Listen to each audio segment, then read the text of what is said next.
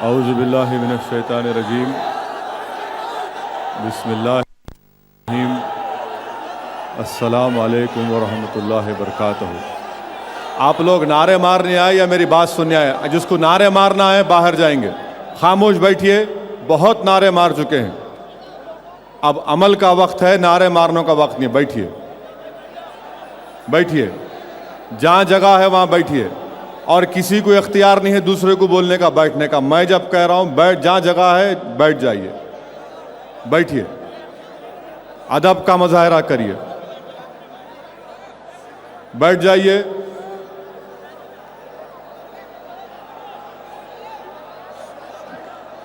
आप मेरी बात अगर सुनने तैयार हैं तो मैं तकरीर करूँगा, वरना ख़त्म कर दूँगा मैं।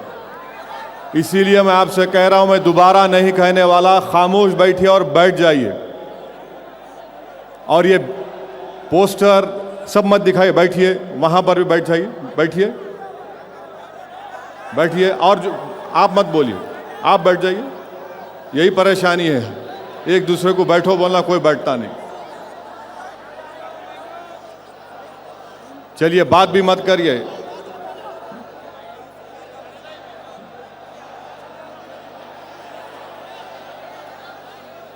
चलिए, जहाँ जगह है वहाँ बैठ जाइए, जब बैठ जाइए। चलिए मेरे को सुनने आए, आप मेरे को देखने को नहीं आए। शह नशीन बतशरीफ फरमा मुअज़्ज़िज़ उलमाए कराम, मशाइख़ीन उज़्ज़ाम,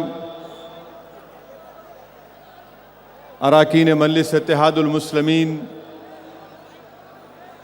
मेयर मजलिस बल्दिया हैदराबाद, बुजुर्गान मिल्लत। मैं यहाँ से कोई आवाज़ नहीं सुनना चाह रहा हूँ, कोई आवाज़ नहीं सुनना चाह रहा हूँ यहाँ से। फिर बैठो का क्यों बोल रहे हो? बैठने का वक्त नहीं है मेरे दोस्तों, उठने का है, लड़ने का वक्त है ये।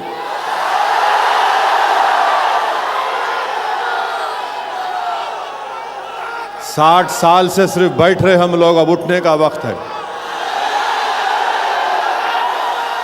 अजीज़ान मिल्लत इस्लामिया,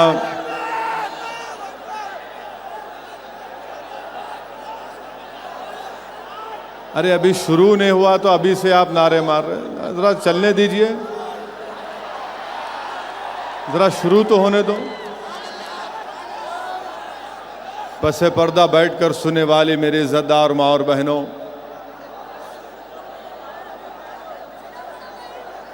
मेरे अजीज़ दोस्तों, मैं सबसे पहले शुक्रगुजार हूँ जनाब हाजी मियाँ का कि उन्होंने पाकिस्तान से उलमाए कराम को और मुअज़्ज़िज़ नातख़ा हज़रात को यहाँ पर हैदराबाद को दावत दी और वो यहाँ पर तशरीफ़ लाए। मैं हमारे बैरूनी मेहमानों का दिल की गहराइयों से उनका खैर मुक़द्दम करता हूँ और उम्मीद करता हूँ कि हम दो पड़ोसी मुल्कों में ताल्लुक़ात और अच्छे होंगे। अंबिया इकराम में से हर नबी को कुछ मौजज़े दिए, किसी को एक या दो, तो हज़रत मूसा को 9 मौजज़े दिए, यानी उसकी एक हद है। हर नबी आए, उलमाए इकराम ने लिखा कि हर नबी आए तो अल्लाह ने उनको मौजज़े दिए। मोहम्मद मुस्तफ़ा सल्लल्लाहु अलैहि वसल्लम ख़ुद मौजज़ा बनकर आए और रसूलुल्लाह सल्लल्लाहु अलैहि वसल्लम का सबसे बड़ा मौजज़ा कुरान करीम।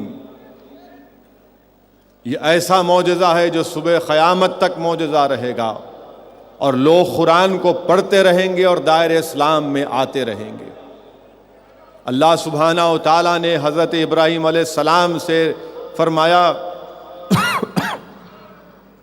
कि मैं आपको लोगों के लिए इमाम बनाऊंगा। ये नहीं कहा कि बना कर भेजा, लोगों के लिए बनाऊंगा। और फिर सारी कायनात का जिक्र नहीं किया। वहीं पर अल्लाह ने हज़रत आदम अलैहिस्सलाम के ताल्लुक़ से कुरान में कहा कि मैं आपको ज़मीन में खलीफा बनाऊंगा। हज़रत दाऊद अलैहिस्सलाम से कहा कि ज़मीन में खलीफा बनाऊंगा। रसूल अल्लाह सल्लल्लाहु अलैहि वसल्लम रसूल बनकर आए। अल्लाह ने आपको रहमतुल आलमीन के खिताब से नवाजा, अल्लाह ने आपको मुबश्शिर कहा, अल्लाह ने आपको रोशन चिराग और चमकता हुआ सूरज कहा। अज़ीज़ान मिल्लत इस्लामिया, हज़रत आदम अलैहिस्सलाम को फरिश्तों ने एक मरतबा सजदा किया तो सुबह क़यामत तक फरिश्ते रसूल अल्लाह सल्लल्लाहु अलैहि वसल्लम पर दुरूद व सलाम भेजते रहेंगे। अज़ीज़ान मिल्लत इस्लामिया, मिशकात शरीफ की हदीस है कि अल्लाह के रसूल सल्लल्लाहु अलैहि वसल्लम ने फरमाया कि आखिरी वक्त हशर के मैदान में हज़रत आदम मेरे झंडे के नीचे रहेंगे, बल्कि हदीस में आया कि हर नबी और उनकी उम्मत मेरे झंडे के नीचे रहेगी। अज़ीज़ान मिल्लत इस्लामिया, इमाम फ़खरुद्दीन राज़ी अपनी तफसीर में लिखते हैं, तफसीर कबीर में, कि जब रसूल अल्लाह सल्लल्लाहु अलैहि वसल्लम सफ़र मेराज को गए तो हज़रत जिब्रील अमीन बर्राक़ की रकाब को पकड़ा। तो इमाम फ़खरुद्दीन राज़ी लिखते हैं कि हज़रत जिब्रील का बर्राक़ की रकाब को पकड़ना हज़रत आदम को जो फरिश्तों ने सजदा किया उससे बड़ा एजाज़ है। फिर इमाम फ़खरुद्दीन राज़ी लिखते हैं कि फरिश्तों ने अगर हज़रत आदम को सजदा किया तो इसलिए किया कि फरिश्तों ने हज़रत आदम अलैहिस्सलाम की पेशानी में मोहम्मद मुस्तफ़ा सल्लल्लाहु अलैहि वसल्लम के नूर को देखा। अज़ीज़ान मिल्लत इस्लामिया, अल्लाह सुब्हानहू तआला ने हज़रत सुलेमान अलैहिस्सलाम के ताल्लुक़ से कुरान में फ़रमाया, क्या फ़रमाया कि अल्लाह ने हज़रत सुलेमान अलैहिस्सलाम की मदद जिनों से, इंसानों से और परिंदों के लश्कर से की। और जब जंगे बदर में अल्लाह कुरान में फरमाता है कि हमने हमारे हबीब मोहम्मद मुस्तफ़ा सल्लल्लाहु अलैहि वसल्लम की मदद 1000 फरिश्तों से की, तो उलमाए कराम ने लिखा कि यहाँ पर अल्लाह सुब्हानहू तआला बता रहा है कि मोहम्मद मुस्तफ़ा सल्लल्लाहु अलैहि वसल्लम की फजीलत दीगर अंबियाओं पर कितनी ज़्यादा है। कुरान करीम में आया अज़ीज़ान मिल्लत कि हज़रत सुलेमान अलैहिस्सलाम परिंदों की ज़बान जानते थे, तो अल्लाह सुब्हानहू तआला ने रसूल अल्लाह सल्लल्लाहु अलैहि वसल्लम को गूंगों की ज़बान, उनका कलाम, पत्थरों का ज़बान, उनका कलाम रसूल अल्लाह सल्लल्लाहु अलैहि वसल्लम जानते थे। इसलिए मुस्लिम शरीफ की हदीस है कि अल्लाह के रसूल सल्लल्लाहु अलैहि वसल्लम इरशाद फरमा रहे हैं कि मैं उस पत्थर को जानता हूँ जो मेरी बैसत से पहले मुझ पर सलाम अर्ज़ करता था।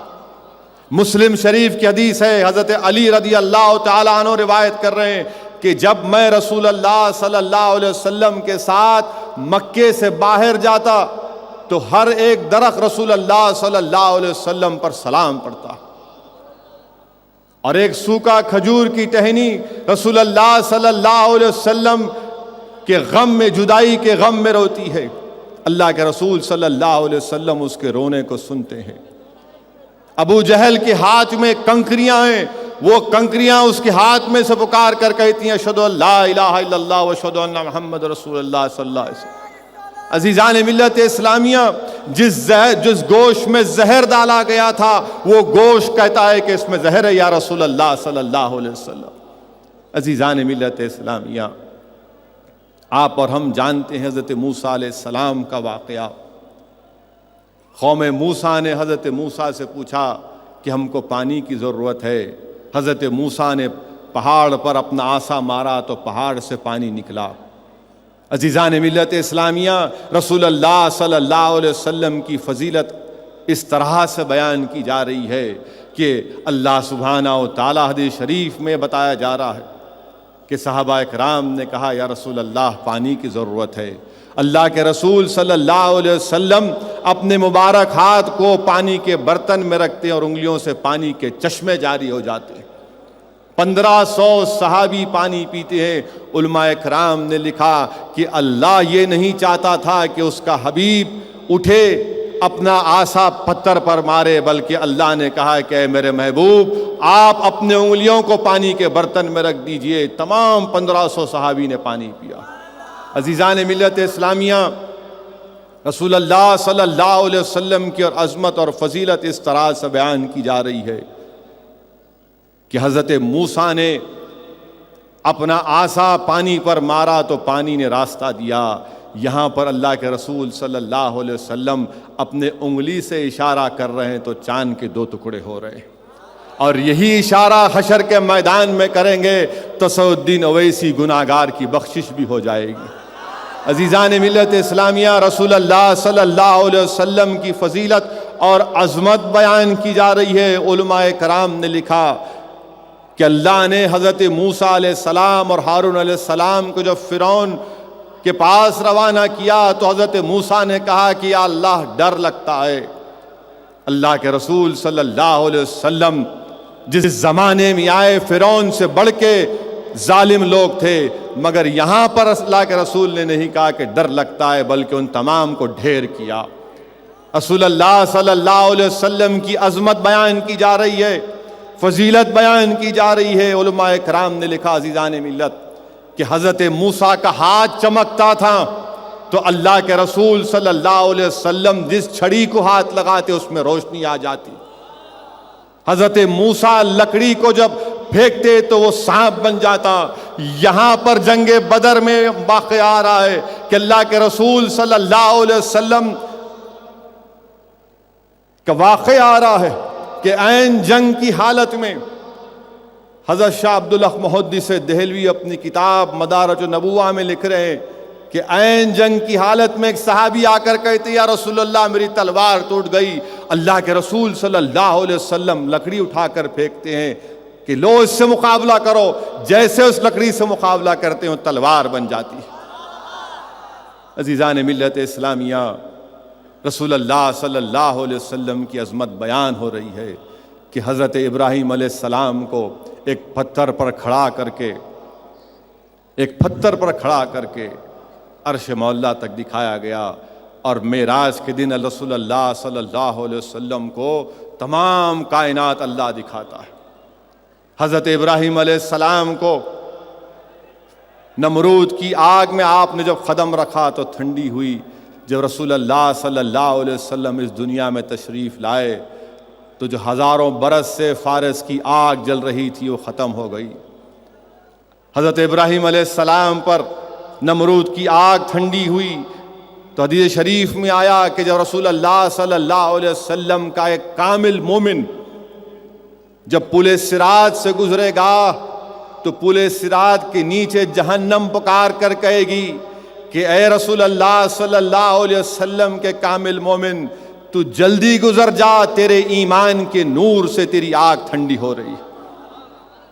अज़ीज़ान मिल्लत इस्लामिया, रसूलुल्लाह सल्लल्लाहु अलैहि वसल्लम की अज़मत और फ़जीलत बयान की जा रही है कि बताया गया कि जो हज़रत यूसुफ़ अलैहिस्सलाम को देखा उसकी भूख मिट जाती थी, और रसूलुल्लाह सल्लल्लाहु अलैहि वसल्लम इरशाद फरमा रहे हैं कि जिसने मुझे देखा और मुझे देखने वाले को देखा उसको जहन्नम की आग नहीं छेड़ेगी।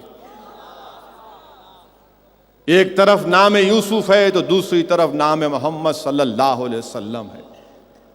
यहां पर औरतों ने उंगलियां कटाई तो वहां पर अरब के जवानों ने अपनी गर्दनें कटवा दी। वहां पर एक मर्तबा उंगलियां कटी तो यहां पर सुबह क़यामत तक नाम मोहम्मद पर हम अपनी गर्दनों को कटाते रहेंगे। अज़ीज़ान मिल्लत इस्लामिया, रसूलुल्लाह सल्लल्लाहु अलैहि वसल्लम की अज़मत और फ़जीलत बयान की जा रही है कि हज़रत ईसा अलैहिस्सलाम ने जो लोग मुर्दा हो चुके थे, जिनके जिस्मों में रूह नहीं थी, उनके जिस्मों में आपने अल्लाह के फ़ज़ल और करम से रूह डाली। यहाँ पर रसूलुल्लाह सल्लल्लाहु अलैहि वसल्लम की अज़मत और फ़जीलत बयान की जा रही है कि रसूलुल्लाह सल्लल्लाहु अलैहि वसल्लम इरशाद फरमा रहे हैं कि ओहद मुझसे मोहब्बत करता है और मैं ओहद से मोहब्बत करता। फ़जीलत मुस्तफ़ा बयान की जा रही है। उलमाए कराम ने लिखा अज़ीज़ान मिल्लत कि हज़रत ईसा अलैहिस्सलाम ने अपनी माँ की इज़्ज़त की खातिर आपको अपनी ज़बान से कहना पड़ा, मगर जब हमारी उम्मत की माँओं का मामला आया तो अल्लाह ने 18 मरतबा कुरान में आयतें नाजिल की हमारी उम्मत की माँओं की इज़्ज़त के लिए। अज़ीज़ान मिल्लत इस्लामिया, हज़रत नूह अलैहिस्सलाम ने 950 साल तबलीग की तो 40 मर्द और 40 औरतों ने दीन है हक़ को कबूल किया। यहाँ पर अल्लाह के रसूल सल्लल्लाहु अलैहि वसल्लम एक जंग से वापस आ रहे हैं तो कोहे तनीम पर 80 मुशरिकीन छुपे हुए हमला करने के लिए अल्लाह के रसूल सल्लल्लाहु अलैहि वसल्लम नज़र उठाकर देखते हैं। अल्लाह के रसूल सल्लल्लाहु अलैहि वसल्लम नज़र उठाकर देखते हैं तो तमाम के तमाम 80 पुकार कर कहते हैं ला इलाहा इल्लल्लाह मोहम्मद रसूलुल्लाह। अबू जहल का बेटा अकरमा अल्लाह के रसूल सल्लल्लाहु अलैहि वसल्लम से कहता है कि वो जो पानी के दूर जो पत्थर है, क्या आप उसको बुला सकते हैं और उससे क्या आप कलमा पढ़वा सकते हैं? रसूल अल्लाह सल्लल्लाहु अलैहि वसल्लम उस पत्थर को हुक्म देते, वो पत्थर पानी पर तीरता हुआ आता और कहता ला इलाहा इल्लल्लाह मोहम्मद रसूलुल्लाह। फिर रसूलुल्लाह सल्लल्लाहु अलैहि वसल्लम उससे हुक्म फरमाते कि जा और दोबारा अपनी उस जगह पर जाकर ठहर जा। तो बताया गया कि हज़रत नूह अलैहिस्सलाम को अगर सहारा मिला तो पानी पर मिला, यहाँ पर इशारा कर रहे हैं तो पत्थर आ रहा है। उलमाए कराम ने हमको बताया, अज़ीज़ान मिल्लत इस्लामिया, हज़रत शाह अब्दुर रहीम रहमतुल्लाह अलैह का वाक़या शाह वलीउल्लाह के वालिद मोहतरम, आपने ख्वाब में रसूल अल्लाह सल्लल्लाहु अलैहि वसल्लम को देखा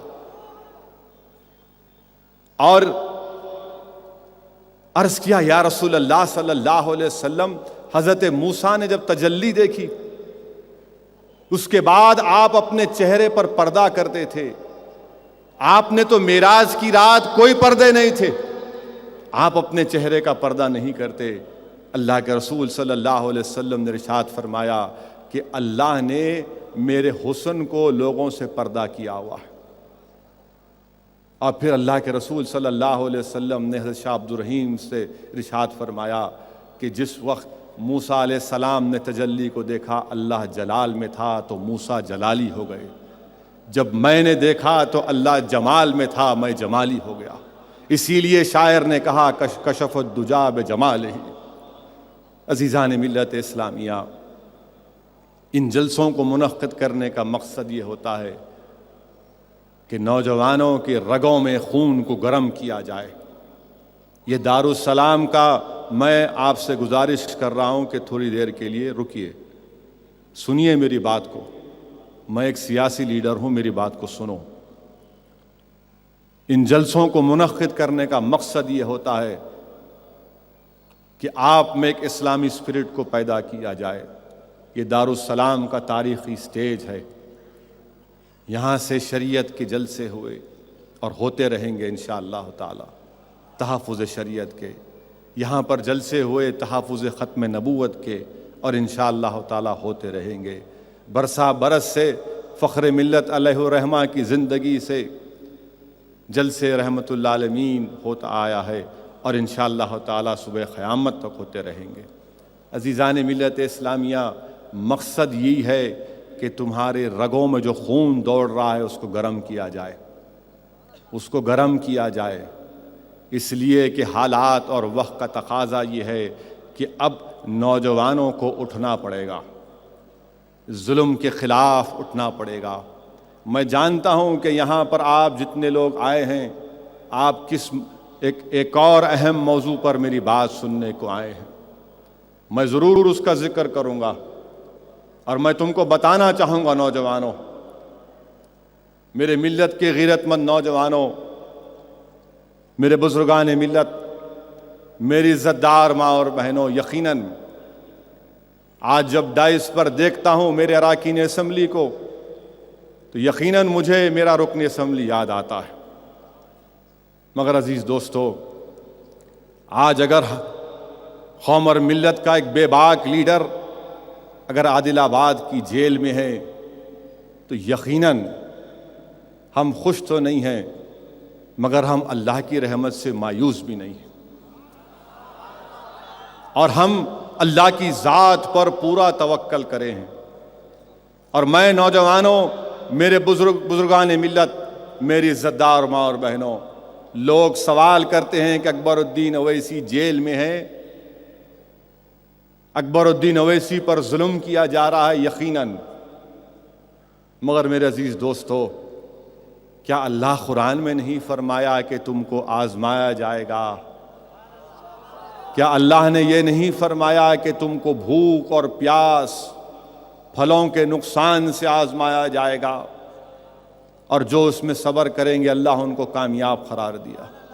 अज़ीज़ान मिल्लत इस्लामिया, हम तो अल्लाह से दुआ करते हैं कि अल्लाह हम तेरी आजमाइश के लायक नहीं हैं, मगर अल्लाह कुरान में फरमा रहा है, अज़ीज़ान मिल्लत, अल्लाह कुरान में फरमा रहा है कि तुमको आजमाया जाएगा भूख और प्यास और जान से, ताकि फरमा बरदार और नाफरमा बरदारों में एक फ़र्क पैदा हो जाए, एक फ़र्क पैदा हो जाए। और अज़ीज़ान मिल्लत, इमाम शाफ़ई रहमतुल्लाह अलैह ने क्या फरमाया? इमाम शाफ़ई ने फरमाया कि जो लोग मुसीबत के वक्त सब्र करते हैं और अल्लाह से राज़ी हो जाते हैं, तो अल्लाह फ़रिश्तों को हुक्म देता है कि ये मेरा बंदा मसाइब और मुश्किलात में सब्र कर रहा है, मुझ पर तवक्कल कर रहा है, इसके लिए जन्नत में घर बनाओ जिसका नाम बैतुल हम्द होगा, जिसका नाम बैतुल हम्द होगा। मेरे अजीज़ दोस्तों, क्या तुम भूल गए उस हदीस शरीफ को कि आज कोई कह रहा है कि तमाम गैर और तमाम मुशरिक मुत्तहिद हो रहे हैं? यकीनन हो रहे हैं, पूरे मुत्तहिद हो रहे हैं एक साथ। क्या तुम भूल गए नौजवानों अल्लाह के रसूल सल्लल्लाहु अलैहि वसल्लम की हदीस मुबारक को, जिसमें अल्लाह के रसूल सल्लल्लाहु अलैहि वसल्लम ने फरमाया कि एक वक्त ऐसा आएगा कि लोग इस तरह से मुत्तहिद होकर तुम पर हमला करेंगे जैसे कोई दस्तरखान पर हमला कर रहा है।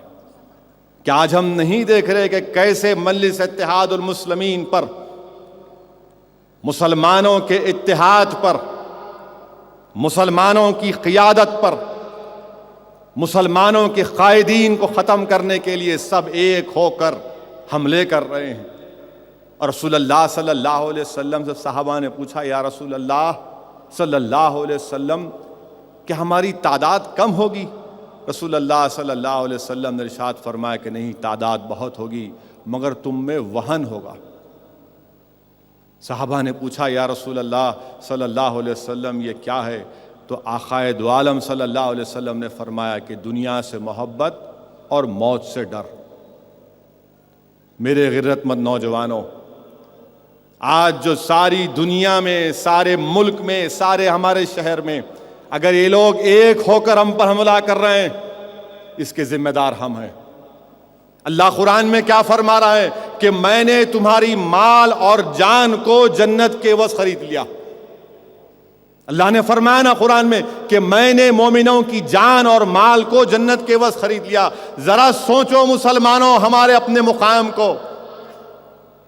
खरीदार अल्लाह है, अल्लाह जो जमीन और आसमान का खालिक, वो फरमा रहा है कि मैंने तुम्हारी जानों को और तुम्हारे मालों को जन्नत के एवज खरीद लिया है। ये जान तो उसकी, हमारी तो नहीं है ना, उसकी दी हुई है। उसने हमको खून के लथड़े से पैदा किया, दौलत उसकी अता की हुई है। ये उसकी शान करीम ये कह रहा है कि ऐ मेरे बंदे, मैं तेरी जान और माल को जन्नत के एवज खरीद लिया हूं। नौजवानों, तुम मौत के खौफ से आजाद हो जाओ, तुम दुनिया की मोहब्बत से आजाद हो जाओ। याद रखो, तुम्हारे सामने कोई नहीं टिकेगा। आज के इस जलसे का अगर तुम मुझसे पैगाम लेकर जाना चाहते हो तो सिर्फ ये बात लेकर जाओ कि जब मैं इस दारुस सलाम के तारीखी जलसे से बाहर जाऊंगा तो मैं अहद करके उठूंगा कि मैं मौत का खौफ नहीं करूंगा और दुनिया से मोहब्बत नहीं करूंगा। अगर ये जज्बा तुम्हारे दिलों में पैदा हो जाएगा, इंशाअल्लाह, अल्लाह अगर हम तमाम को तौफीक देगा तो ये सब खत्म हो जाएंगे, ये सब खत्म हो जाएगा। अल्लाह क्या फरमा रहा है, उसकी शान करीम ही देखो। खरीदार अल्लाह सुब्हाना व तआला, कि अल्लाह फरमा रहा है कि मैंने मोमिनों की जान और माल को जन्नत के एवज खरीद लिया है। अजीज़ान मिल्लत इस्लामिया, क्या हम भूल गए कि रसूलुल्लाह सल्लल्लाहु अलैहि वसल्लम ने फरमाया कि मोमिन के लिए दुनिया एक कैद खाना है और काफिर के लिए जन्नत। ये चीफ मिनिस्टर हमारे को जेल में डाल के समझता कैद खाने में डाल रहा। ये कांग्रेस वाले हमको जेल में डाल के समझते कि कैद खाने में डाल रहे। सुनिए अदब, ये जलसे रहमतुल्लाह आलमीन है सियासी। ठहरिए, सुनिए मेरी बात को। जलसे के अख्ताम के बाद सब नारे मारेंगे, मैं भी मारूंगा साथ आपके।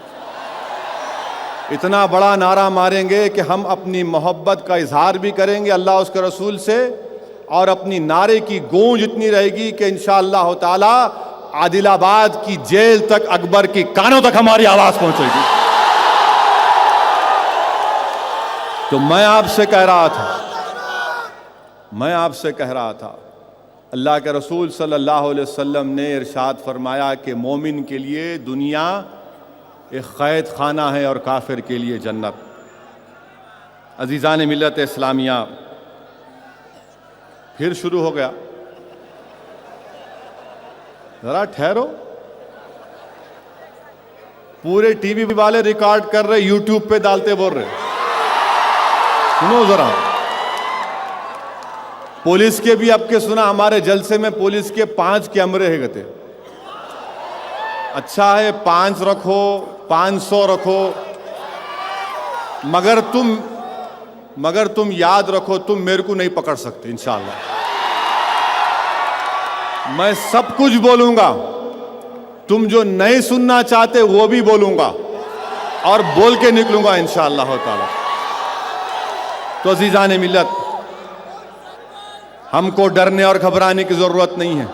नहीं नहीं नहीं, यह असदुद्दीन ओवैसी का जलसा नहीं है, यह असदुद्दीन ओवैसी का जलसा नहीं है, यह रसूल अल्लाह सल्लल्लाहु अलैहि वसल्लम का जलसा है। तो ठहरिए, सुनिए मेरी बात, सुनिए। अरे गुस्सा दिखाना तो पोलिंग के दिन दिखाना, जब ये पूरा मजमा और आंध्र प्रदेश के 80 लाख मुसलमान, जब कभी भी असेंबली और पार्लियामेंट का इलेक्शन होगा, अगर 80 लाख लोग निकल कर अपना मुजाहरा करेंगे तो इनकी हुकूमत गिर जाएगी इंशाअल्लाह। तो अजीज दोस्तों, बैठिए।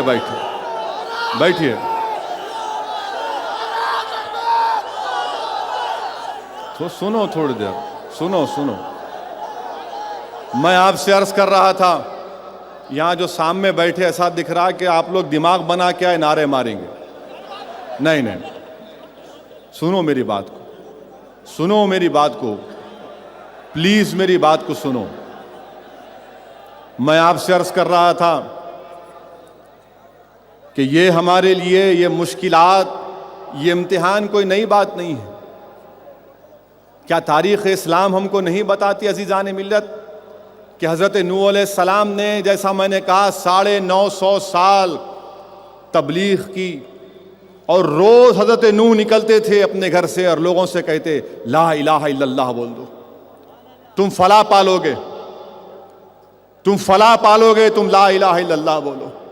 और लोग क्या करते थे, अल्लाह के रसूल से नूह अलैहिस्सलाम से उनको मारते थे, इतना मारते थे कि रोज फसलियां टूटती थी हज़रत नूह अलैहिस्सलाम की। रात में हज़रत जिब्रील अमी आते और उनका इलाज करते। फिर हज़रत नूह निकलते और कहते कि बोलो ला इलाहा इल्लल्लाह, तुम फलाह पालोगे। एक मर्तबा एक खबीस ने अपने छोटे बच्चे को अपने कंधे पर बिठाया और कहा, देख ये नूह अलैहिस्सलाम है, तू बड़ा होए तक ये मर जाएंगे, तू इस एजाज से महरूम हो जाएगा, तो ये ले पत्थर और उनको मार।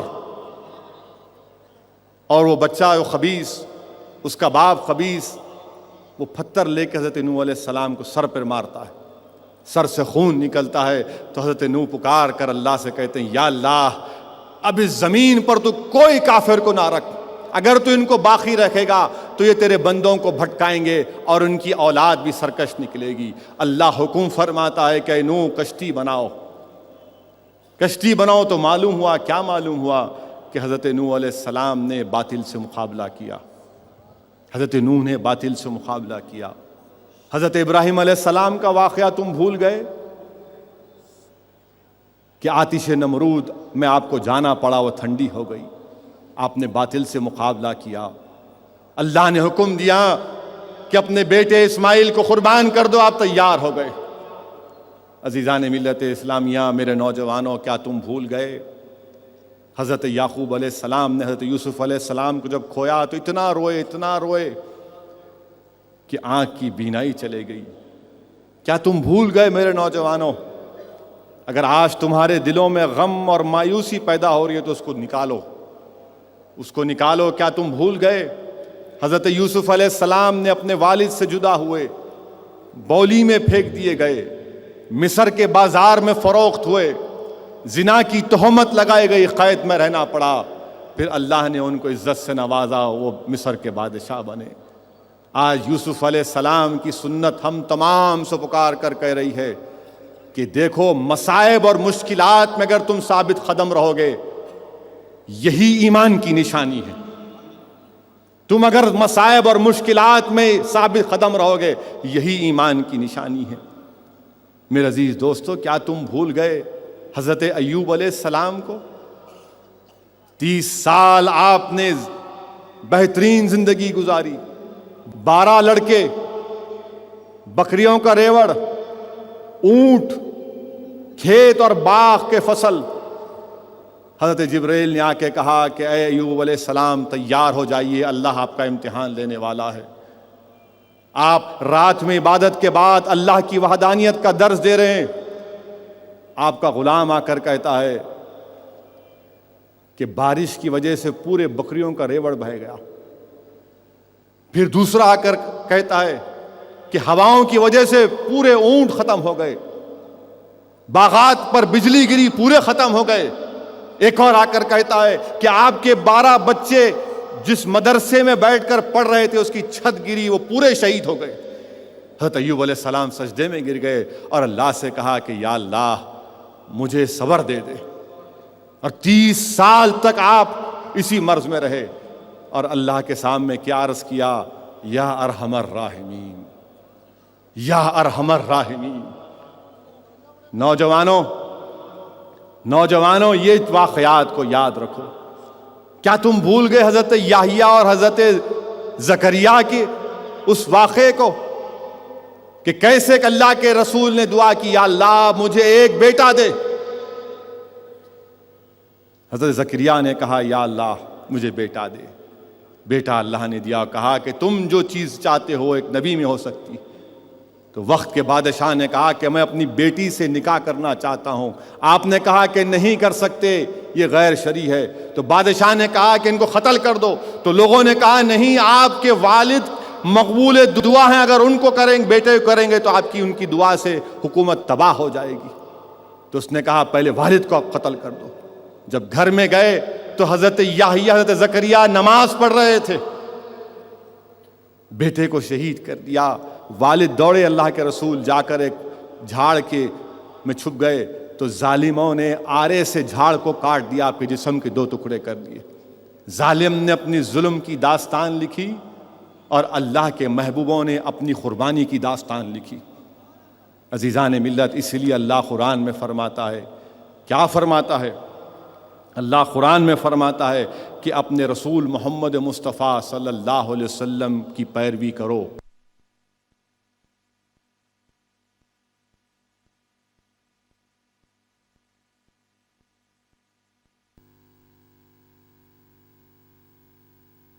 बोलो, पैरवी इस बात की करो कि पड़ोसियों से मोहब्बत करो। पैरवी इस बात की करो कि अल्लाह के रसूल सल्लल्लाहु अलैहि वसल्लम ने हमसे फरमाया कि जालिम का साथ मत दो। पैरवी इस बात की करो कि नमाजों के पाबंद बन जाओ। पैरवी इस बात की करो कि रोजे रखो। पैरवी इस बात की करो कि अपने रातों में उठो, तहज्जुद की नमाज पढ़ो, अल्लाह के सामने गिड़गिड़ाओ, अल्लाह को राजी करो। अजीज़ान मिल्लत इस्लामिया, तारीख़ इस्लाम भरी पड़ी हुई है। आज यकीनन क्या मेरा गम तुमसे ज़्यादा या कम होगा? यकीनन मेरा गम भी है, मगर मुझे अल्लाह की ज़ात पर भरोसा है। मुझे अल्लाह की ज़ात पर पूरा तवक्कल करके बैठा हूँ, क्योंकि अजीज़ान मिल्लत इस्लामिया, हमेशा मुकाबला हक़ और बातिल का हुआ है और अल्लाह ने हमेशा हक़ को कामयाबी दी। क्या हम भूल गए अजीज़ान मिल्लत? क्या हम भूल गए कि ओहद के मैदान में हज़रत हमज़ा ने अपनी जिस्म के टुकड़े करा दिए मगर बातिल से समझौता नहीं किया। क्या हम भूल गए नौजवानों कि फ़ारूक़ आज़म ने शहादत को पसंद किया मगर बातिल से समझौता नहीं किया? क्या हम भूल गए नौजवानों कि उस्मान गनी ने शहादत को पसंद किया, बातिल से समझौता नहीं किया? क्या हम भूल गए कि शेर खुदा अमीरुल मोमिनीन हज़रत अली ने शहादत को पसंद किया मगर बातिल से समझौता करना पसंद नहीं किया? क्या तुम भूल गए नौजवानों इमाम हसन ने जहर का प्याला पिया मगर बातिल से समझौता नहीं किया? क्या तुम भूल गए नौजवानों मेरी गीरतमंद माँ और बहनों, क्या तुम भूल गए कि करबला के उस काफिले को कि कैसे इमाम हुसैन ने अपने पूरे खानदान को हक की सरबुलंदी के लिए अल्लाह की राह में कुर्बान कर दिया मगर उम्मत को दर्ज दिया सुबह क़यामत तक कि बातिल से समझौता मत करो? क्या तुम भूल गए नौजवानों कि जब वही इमाम हुसैन नवासे रसूल जब अपने फर्जन की लाश मुबारक को लेकर अपने खैमे में आते हैं तो आपकी साहबजादी पुकार कर कहती है कि फुप्पू जान अब्बा जान बूढ़े हो गए,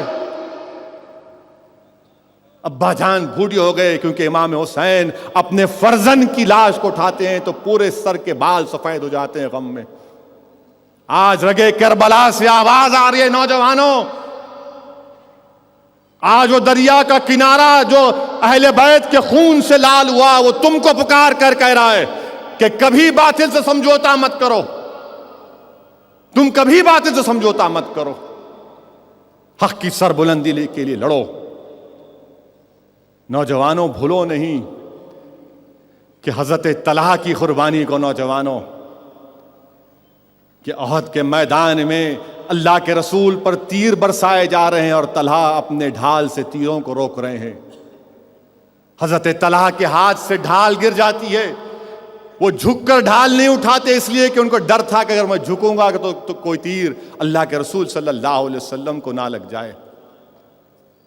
तो आप अपने हाथ से तीरों को रोकते हैं, अपने हाथ से तीरों को रोकते हैं, पूरा हाथ शल हो जाता है।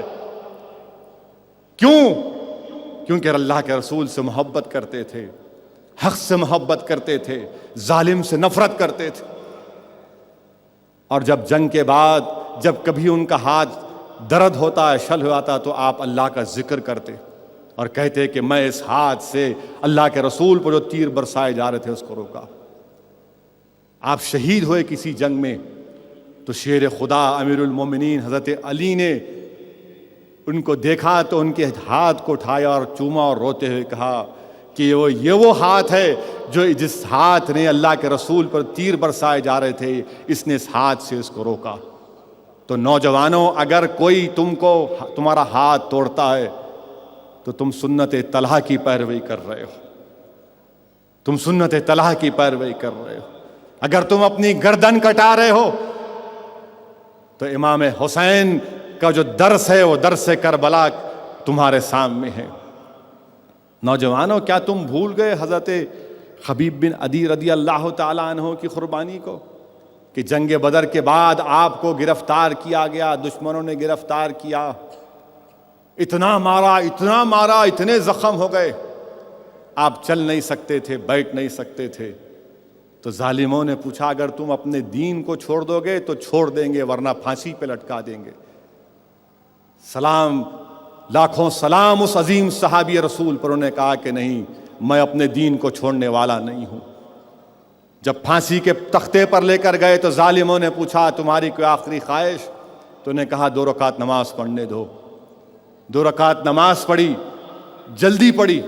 तो जालिमों ने पूछा कि जल्दी नमाज पढ़ ली? तो इस बहादुर सहाबी ने इरशाद फरमाया, क्या जवाब दिया सुनो नौजवानों। उन्होंने कहा कि मैं नमाज जल्दी इसलिए पढ़ा कि कहीं तुम्हारे दिल में गुमान ना पैदा हो जाए कि मैं मौत के डर से नमाज आराम से पढ़ रहा हूं। और जब फांसी का फंदा डाला गया तो पुकार कर कहा, और हम सबको जवाब दिया, हम सबको पैगाम दिया सुबह क़यामत तक कि हक की सरबुलंदी के लिए अगर तुमको तुम्हारे गलों में फांसी का फंदा भी डाला जा रहा है तो कभी अपने ईमान का सौदा नहीं करना, कभी अपने दीन को बदलना नहीं, वो मुनाफिक हैं जो जालिम के डर से उनका साथ देते।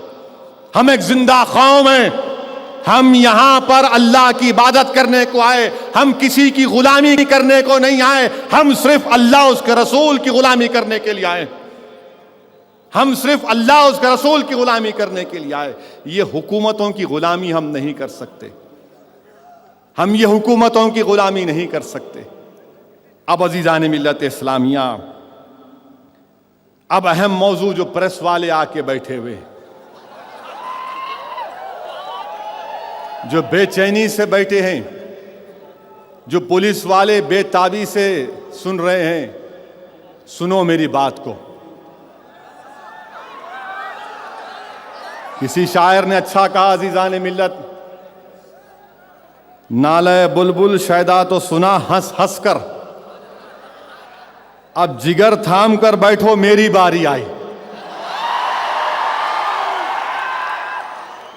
अब जिगर थाम के बैठो मेरी बारी आई। सबसे पहली बात अजीज़ान मिल्लत इस्लामिया, मेरे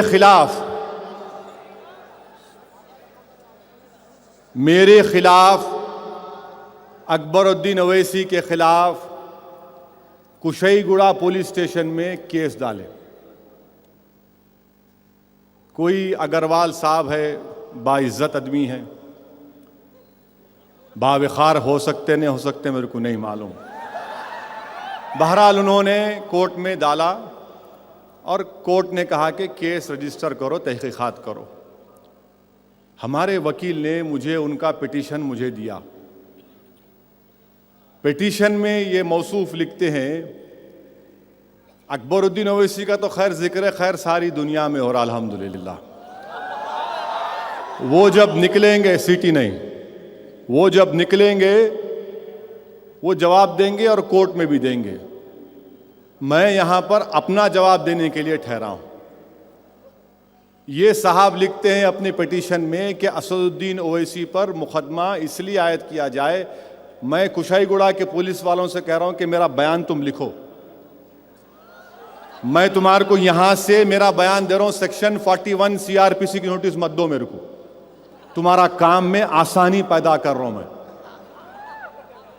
काम में आसानी पैदा करो, मेरे घर पे भी नको लाओ, मैं यहां से बोल रहा हूं लिखो। सबसे पहली बात सुनिए थोड़ी देर के लिए, सबसे पहली बात कि ये मौसूफ लिखते हैं कि असदुद्दीन ओवैसी दहशतगर्द है। क्यों है? इसलिए कि असदुद्दीन ओवैसी ने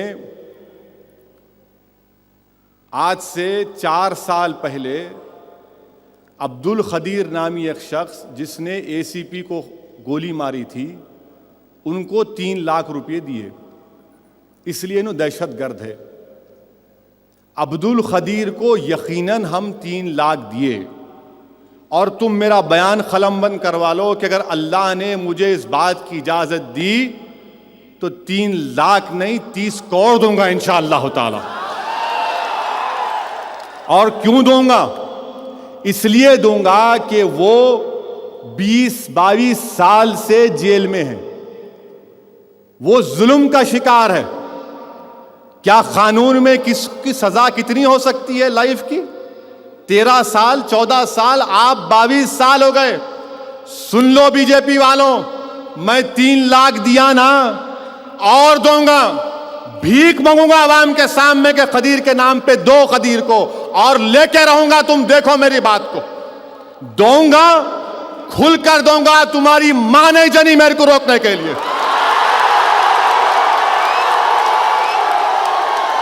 मैं भी देखना चाह रहा हूं कौन मैं का लाल मुझे रोकेगा खदीर की मदद करने से। मुझे दस्तूर हिंद कानून इस बात की इजाजत देता है कि मैं इसकी मदद करूं। जब लाल कृष्ण आडवाणी, सुषमा स्वराज, साध्वी प्रज्ञा ठाकुर से जाकर जेल में मिल सकते हैं, तो क्या मैं खदीर के लिए पैसे नहीं दे सकता हूं? बराबर देंगे और देंगे, देते रहेंगे। ये पहला पॉइंट, ये पहला पॉइंट। अभी बहुत है थोड़ा बैठो बैठो, फिर बैठ खड़े हो। दूसरा पॉइंट एफिडेविट पिटीशन में क्या लिखे मौसूफ? खदीर का तो हो गया, लिख लिए ना आप कुशईगुड़ा वाले। अब दूसरा पॉइंट क्या है? मेरे भाई 2:45 हो रहे हैं, आप सुनना चाह रहे? हाँ तो ठहरिए, खामोश, जरा प्लीज सबर। दूसरा पॉइंट क्या है उसमें कि कोई YouTube पे नु वीडियो देखे। वीडियो में यह है कि असदुद्दीन ओवैसी उस वक्त के होम मिनिस्टर जाना रेड्डी से लड़ रहे हैं, इसलिए इन्हें टेररिस्ट है, केस बुक करो। मैं जाकर देखा कौन सा कब लड़ा मैं, तो मालूम हुआ जब वाटोली में 7 मासूम लोगों को एक खानदान के घर में बंद करके जिंदा जला दिया गया। 2008 में आदिलाबाद डिस्ट्रिक्ट भैंसा के पास वाटोली गांव में 7 लोगों को जिंदा जला दिए, याद है ना आपको? तो मैंने भैंसा के गेस्ट हाउस में जो जाना रेड्डी होम मिनिस्टर थे उनसे मुकाबला किया, लड़ा उनसे। मुझे पूरा इख्तियार है जमहूरियत में कि मैं लड़ूं, और अगर कोई किसी मासूम को जिंदा जलाता है, मासूम 2 साल के बच्चे को जिंदा जलाया गया, तो क्या मैं इंसान नहीं हूं? हां, मैंने लड़ा जाना रेड्डी से, होम मिनिस्टर से मैंने लड़ा। मैं जाना रेड्डी से नहीं बल्कि होम मिनिस्टर से लड़ा, और अगर दोबारा जरूरत पड़ेगी तो फिर लड़ूंगा, रास्ता रोकूंगा, जाने नहीं दूंगा उसको।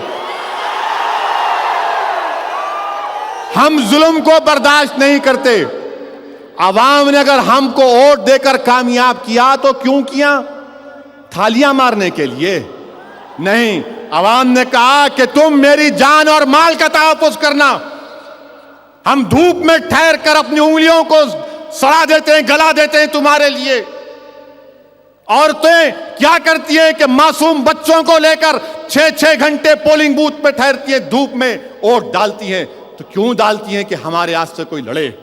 हां, मैं लड़ा होम मिनिस्टर से, क्यों नहीं लड़ूंगा? मैं नहीं लड़ूं मैं? तुम जलाओगे हमारे बच्चों को, तुम संघ परिवार के लोग हमारे बच्चों को जलाओगे, और हम होम मिनिस्टर से नहीं लड़ेंगे? लड़ेंगे बराबर होम मिनिस्टर से, लड़ते रहेंगे जब तक असदुद्दीन ओवैसी और अकबरुद्दीन ओवैसी के जिस्म में आखिरी सांस रहेगी।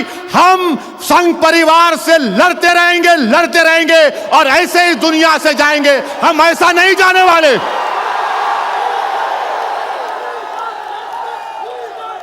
तो मालूम क्या हुआ? इनको बड़ा गुस्सा आ गया। कैसा लड़े उनसे? क्यों, क्या होना? अब क्यों नहीं लड़ना था कहते। तीसरी बात, नहीं आवाज सुनो, खाली देखने की जरूरत नहीं है, मैं 6 फुट 2 इंच का हूं, बैठो। तीसरी बात उसमें क्या लिखा वो शख्स कि मैं बल्दिया इलेक्शन में एक एसीपी से लड़ा। वो यूट्यूब पे भी है, सुना। मेरे को नहीं मालूम भाई यूट्यूब, बाद में मेरे को किसी ने कहा कि हाँ ये यूट्यूब है, और बताया कि जो 2009 में बल्दिया का इलेक्शन हुआ था मैं एसीपी से लड़ा। अरे भाई, जमहूरियत में क्या मैं जाकर पूछ नहीं सकता हूं एसीपी से आप क्यों बोगसिंग करा रहे? क्या आप क्यों गुंडों का साथ दे रहे? आप क्यों जालिमों का साथ दे रहे? नहीं, इनको तकलीफ हुई तो मैं जवाब दे रहा हूं। मैं अब्दुल खदीर की मदद किया, मुझे उस पर फख्र है। क्या मैं गुनाह किया? कानूनी तौर पर नहीं किया, और करूंगा इंशाअल्लाह ताला, और मदद करेंगे। और हम तो हर बार अब्दुल खदीर को पेरोल पे निकाल रहे हैं, बरसों से अब्दुल खदीर को पेरोल पे निकाल रहे हैं, लड़ रहे हैं हुकूमत से कि छोड़ो उसको छोड़ो, नक्सलाइट्स को छोड़ो जो पिछले 15-18 साल से जेलों में। हमारा मुतालबा तो यह है कि छोड़ो खदीर को। तुम डालो इस बात पे, लड़ूंगा मैं। आप ये समझ रहे केस डालेंगे तो पीछे हट जाएंगे? नहीं हटने वाले। हम जो करें हमको उस पर फख्र है, और मंजलिस की तारीख रही कि एक बार जो कर दिए फिर उस पर कोई पीछे नहीं हटते। हम पीछे नहीं हटते। तुम मुकाबला करना चाह रहे, मैं तैयार। तुम जैसा मुकाबला करना चाह रहे, मैं तैयार। तुम जमहूरियत के दायरे में रहकर लड़ना चाह रहे, आई एम रेडी। तुम दूसरा मुकाबला करना चाह रहे, मैं तैयार। तुम जैसा मुकाबला करना चाह रहे, मैं तैयार। मगर एक बात अपने जहनों में बिठा लो कि मैं रसूलुल्लाह सल्लल्लाहु अलैहि वसल्लम का उम्मती हूं, मैं आका के गुलामों का गुलाम हूं। मैं चुड़िया पहन के लड़ने वालों में से हरगिज नहीं था, ना रहूंगा। ये केस डाले। दूसरी बात,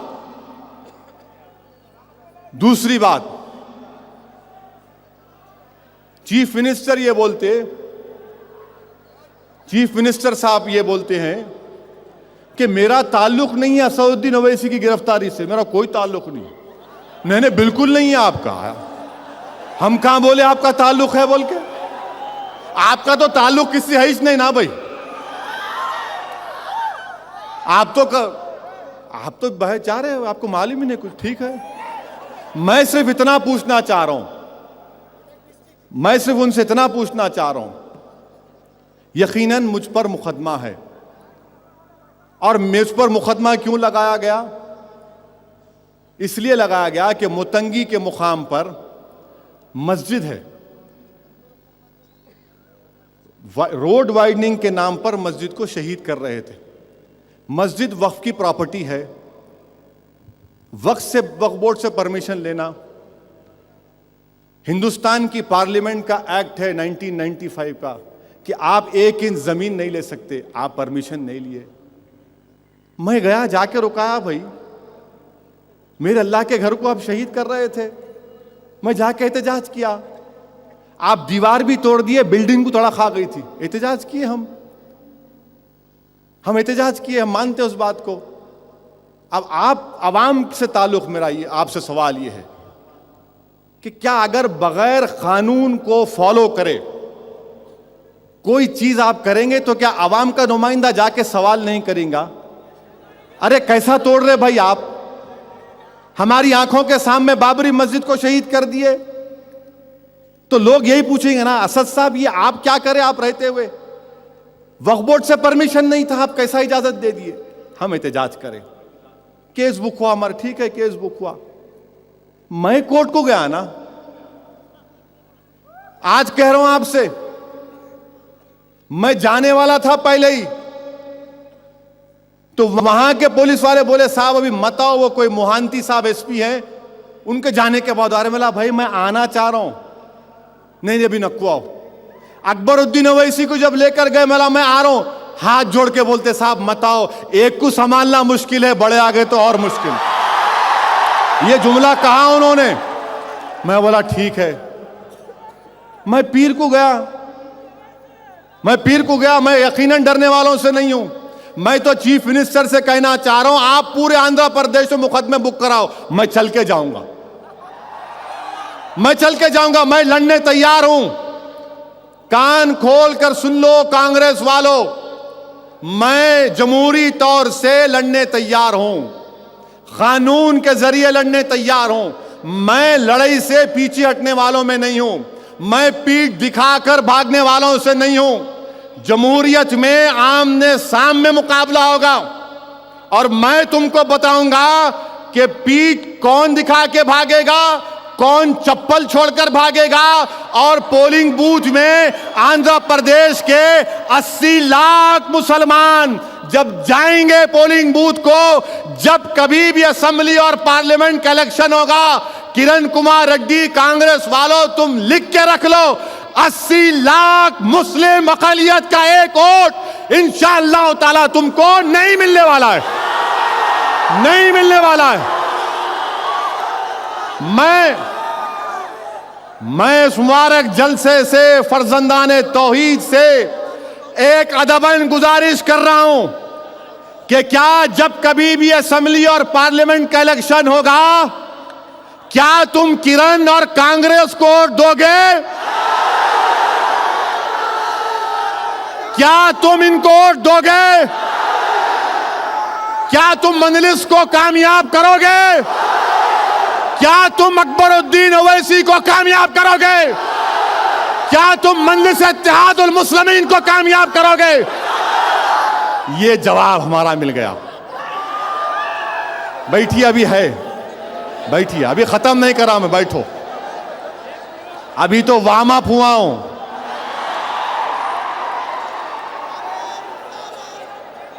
बैठिए बैठिए बैठिए, हाँ बैठिए। तीसरी बात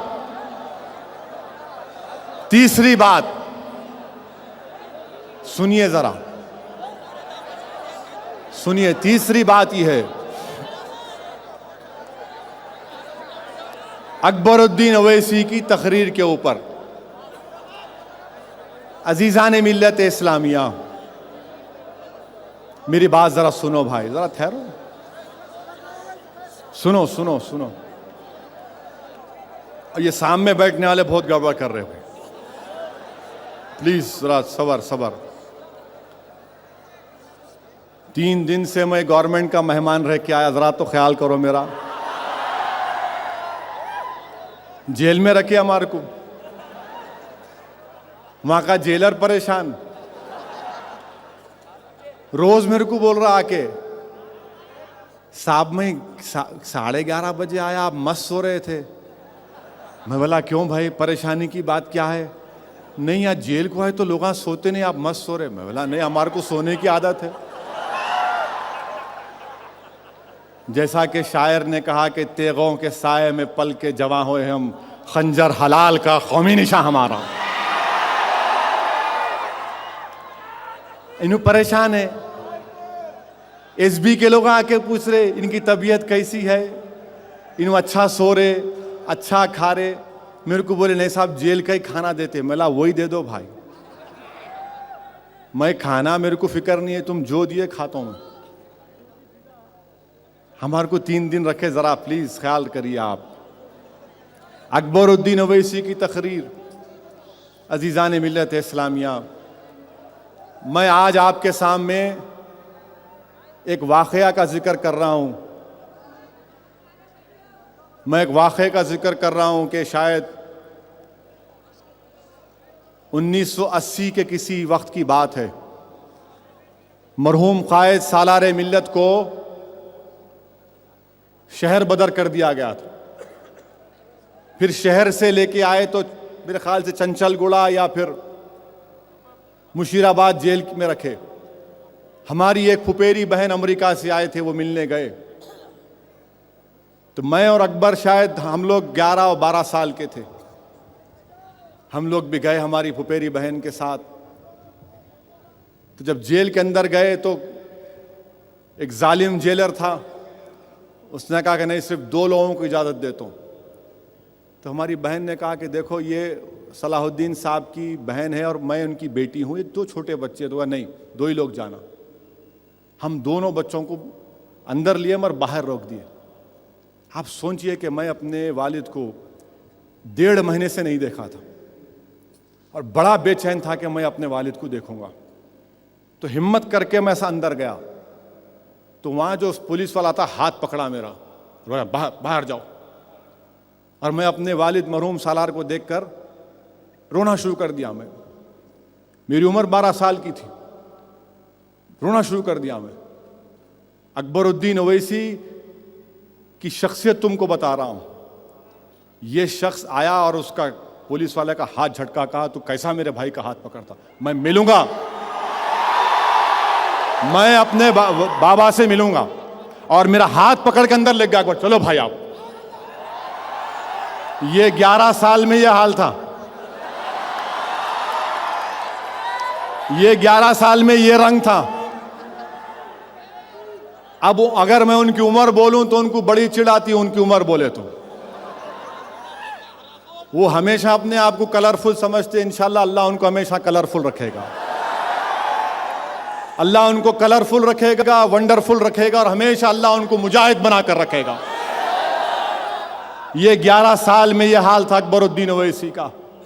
मरहूम क़ायद जब देखे दौड़ते हुए आए और आकर हम दोनों को अंदर लेकर गए। अज़ीज़ान मिल्लत, हमने अपने बचपने में हमारे स्कूल में, स्कूल के बच्चे हम पर ताना मारते थे अरे शहर में फसाद हो गया, तुम्हारे बाप को पकड़ लिए शायद। हम वो ताने सुन के बड़े हुए। हम अपने वालिद को जेलों में देखे, घर में कम देखे।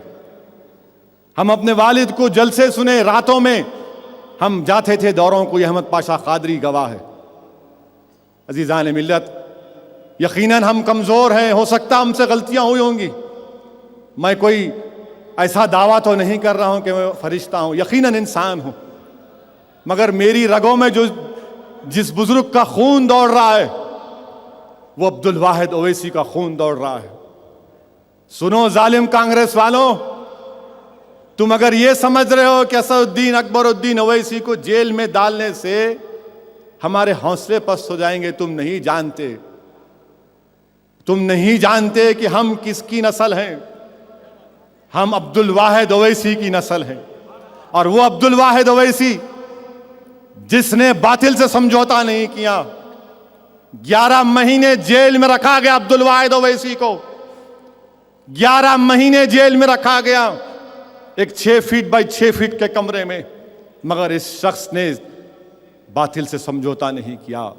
अब्दुल वाहिद ओवैसी के बैंक के अकाउंट्स को बंद कर दिया गया। आज मेरे चचा यहां पर बैठे हुए हैं। एक चचा का मेरा इंतकाल हुआ 1 महीना पहले। ये दोनों हमसे कहते थे कि मियां वो ऐसा दौर था कि हम लोग फिसल बंडे से उस्मानिया यूनिवर्सिटी पैदल जाते थे। घर में पानी बंद कर दिए थे और हमारी इनकी वालदा को अपने घर का जेवर बेचना पड़ा बच्चों को पढ़ाने के लिए। हमारी घर की खवातीन महबूबिया स्कूल को जाकर पानी पीते थे। आज मुझे कहना पड़ रहा है, बताने के लिए कोई एजाज या फख्र के तौर पर नहीं कह रहा हूं, बल्कि मुझे इस बात का पूरा अल्लाह पर भरोसा है। मुझे खुशी है कि मैं इसी नस्ल में अल्लाह ने मुझे पैदा किया, कि हमने मसाइब और मुश्किलात का सामना किया, मगर हमने कभी बातिल से समझौता नहीं किया।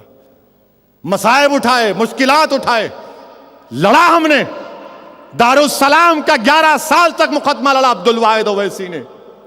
ये आज तुम जो देख रहे हो मुसलमानों, ये बिल्डिंग, ये इमारतें, ये अब्दुल वाहिद ओवैसी और सालारे मिल्लत की अल्लाह से मोहब्बत की निशानियां हैं। ये अल्लाह से मोहब्बत की निशानियां हैं। ये अल्लाह से खौफ की निशानियां हैं। ये रसूल अल्लाह सल्लल्लाहु अलैहि वसल्लम से गुलामी की निशानी है। ये दारुस्सलाम अल्लाह उसके रसूल से मोहब्बत की निशानी है कि हम मर भी जाएंगे तो यहां पर दफन नहीं होंगे, तुम्हारा ये कौम इसकी मालिक है। हम मुकाबला किए हुकूमतों से और मुकाबला करते रहेंगे। ऐसे चीफ मिनिस्टर बहुत आए, चले जाएंगे इंशाअल्लाह ताला। हमको जिससे निस्बत है, हमको जिस नाम से निस्बत है, हमारा ताल्लुक किससे है? हज़रत ओवैस करनी से, जिसने अपने पूरे दांतों को निकाल दिया रसूल अल्लाह के लिए। क्या अकबरुद्दीन ओवैसी चंद महीनों के लिए जेल की सोबत को बर्दाश्त नहीं करेगा? क्या असदुद्दीन ओवैसी अपनी जान के नजराने देने के लिए तैयार नहीं होगा? यकीनन होंगे। इसलिए होंगे कि अल्लाह ने कह दिया कि मैंने तुम्हारे जान और माल को जन्नत के एवज खरीद लिया। ये जालिम लोग जेल में डालकर समझ रहे कि हमारे हौसले पस्त हो जाएंगे। नहीं होंगे, हमारे हौसले नहीं पस्त हो सकते। हम लड़ते हुए जाएंगे, सीना तान कर जाएंगे, हम कभी पीठ नहीं दिखाएंगे। चीफ मिनिस्टर किसी एक आदमी के पास पैगाम पहुंचा है, हमारे दोस्त के पास।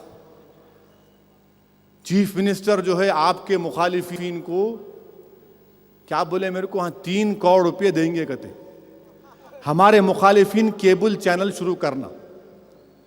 उन्होंने कहते बड़े बड़े गुंडों को मैदान में उतारेंगे और उन्होंने इस इलेक्शन में ऐसा करेंगे। मैं बोला ये क्या, ये सही बोल रहे? आप बोलते हाँ भाई, उन्होंने आके बोले। मैं बोला क्या पागल हो गया? 3 करोड़ रुपये देते कहते उन्होंने, 3 करोड़ रुपये में कौम बिकती, लाहौल बला खुवत। अरे बिकने वाले बिकते होंगे, हम रसूल अल्लाह के नाम पे बिकने वाले हैं। हम रसूल अल्लाह के नाम पर बिकने वाले हैं। लगाओ बोली, कौम इतनी कमजोर नहीं है कांग्रेस वालों। आप गुंडों को उतारेंगे, उतारो गुंडों को, आप गुंडों को उतारो, फिर देख लो शहर में क्या होता। अच्छा, पुलिस की बात, उस्मानिया यूनिवर्सिटी का इंस्पेक्टर, उस्मानिया यूनिवर्सिटी का इंस्पेक्टर केस बुक कर दिया। अच्छा करे भाई, कोर्ट से आया ना। सीआरपीसी का सेक्शन है कि 2 क्राइम, अगर एक क्राइम के ऊपर कई एफआईआर रजिस्टर नहीं हो सकते। तो बाद में मेरे को कोई बताए कि उस्मानिया यूनिवर्सिटी का जो इंस्पेक्टर है वो करप्शन में सस्पेंड हुआ था, तो चीफ मिनिस्टर उसको बहाल करे, मगर हाई कोर्ट में केस चल रहा है, इसलिए उन्हें वफादारी निभा रहे। अच्छी बात है।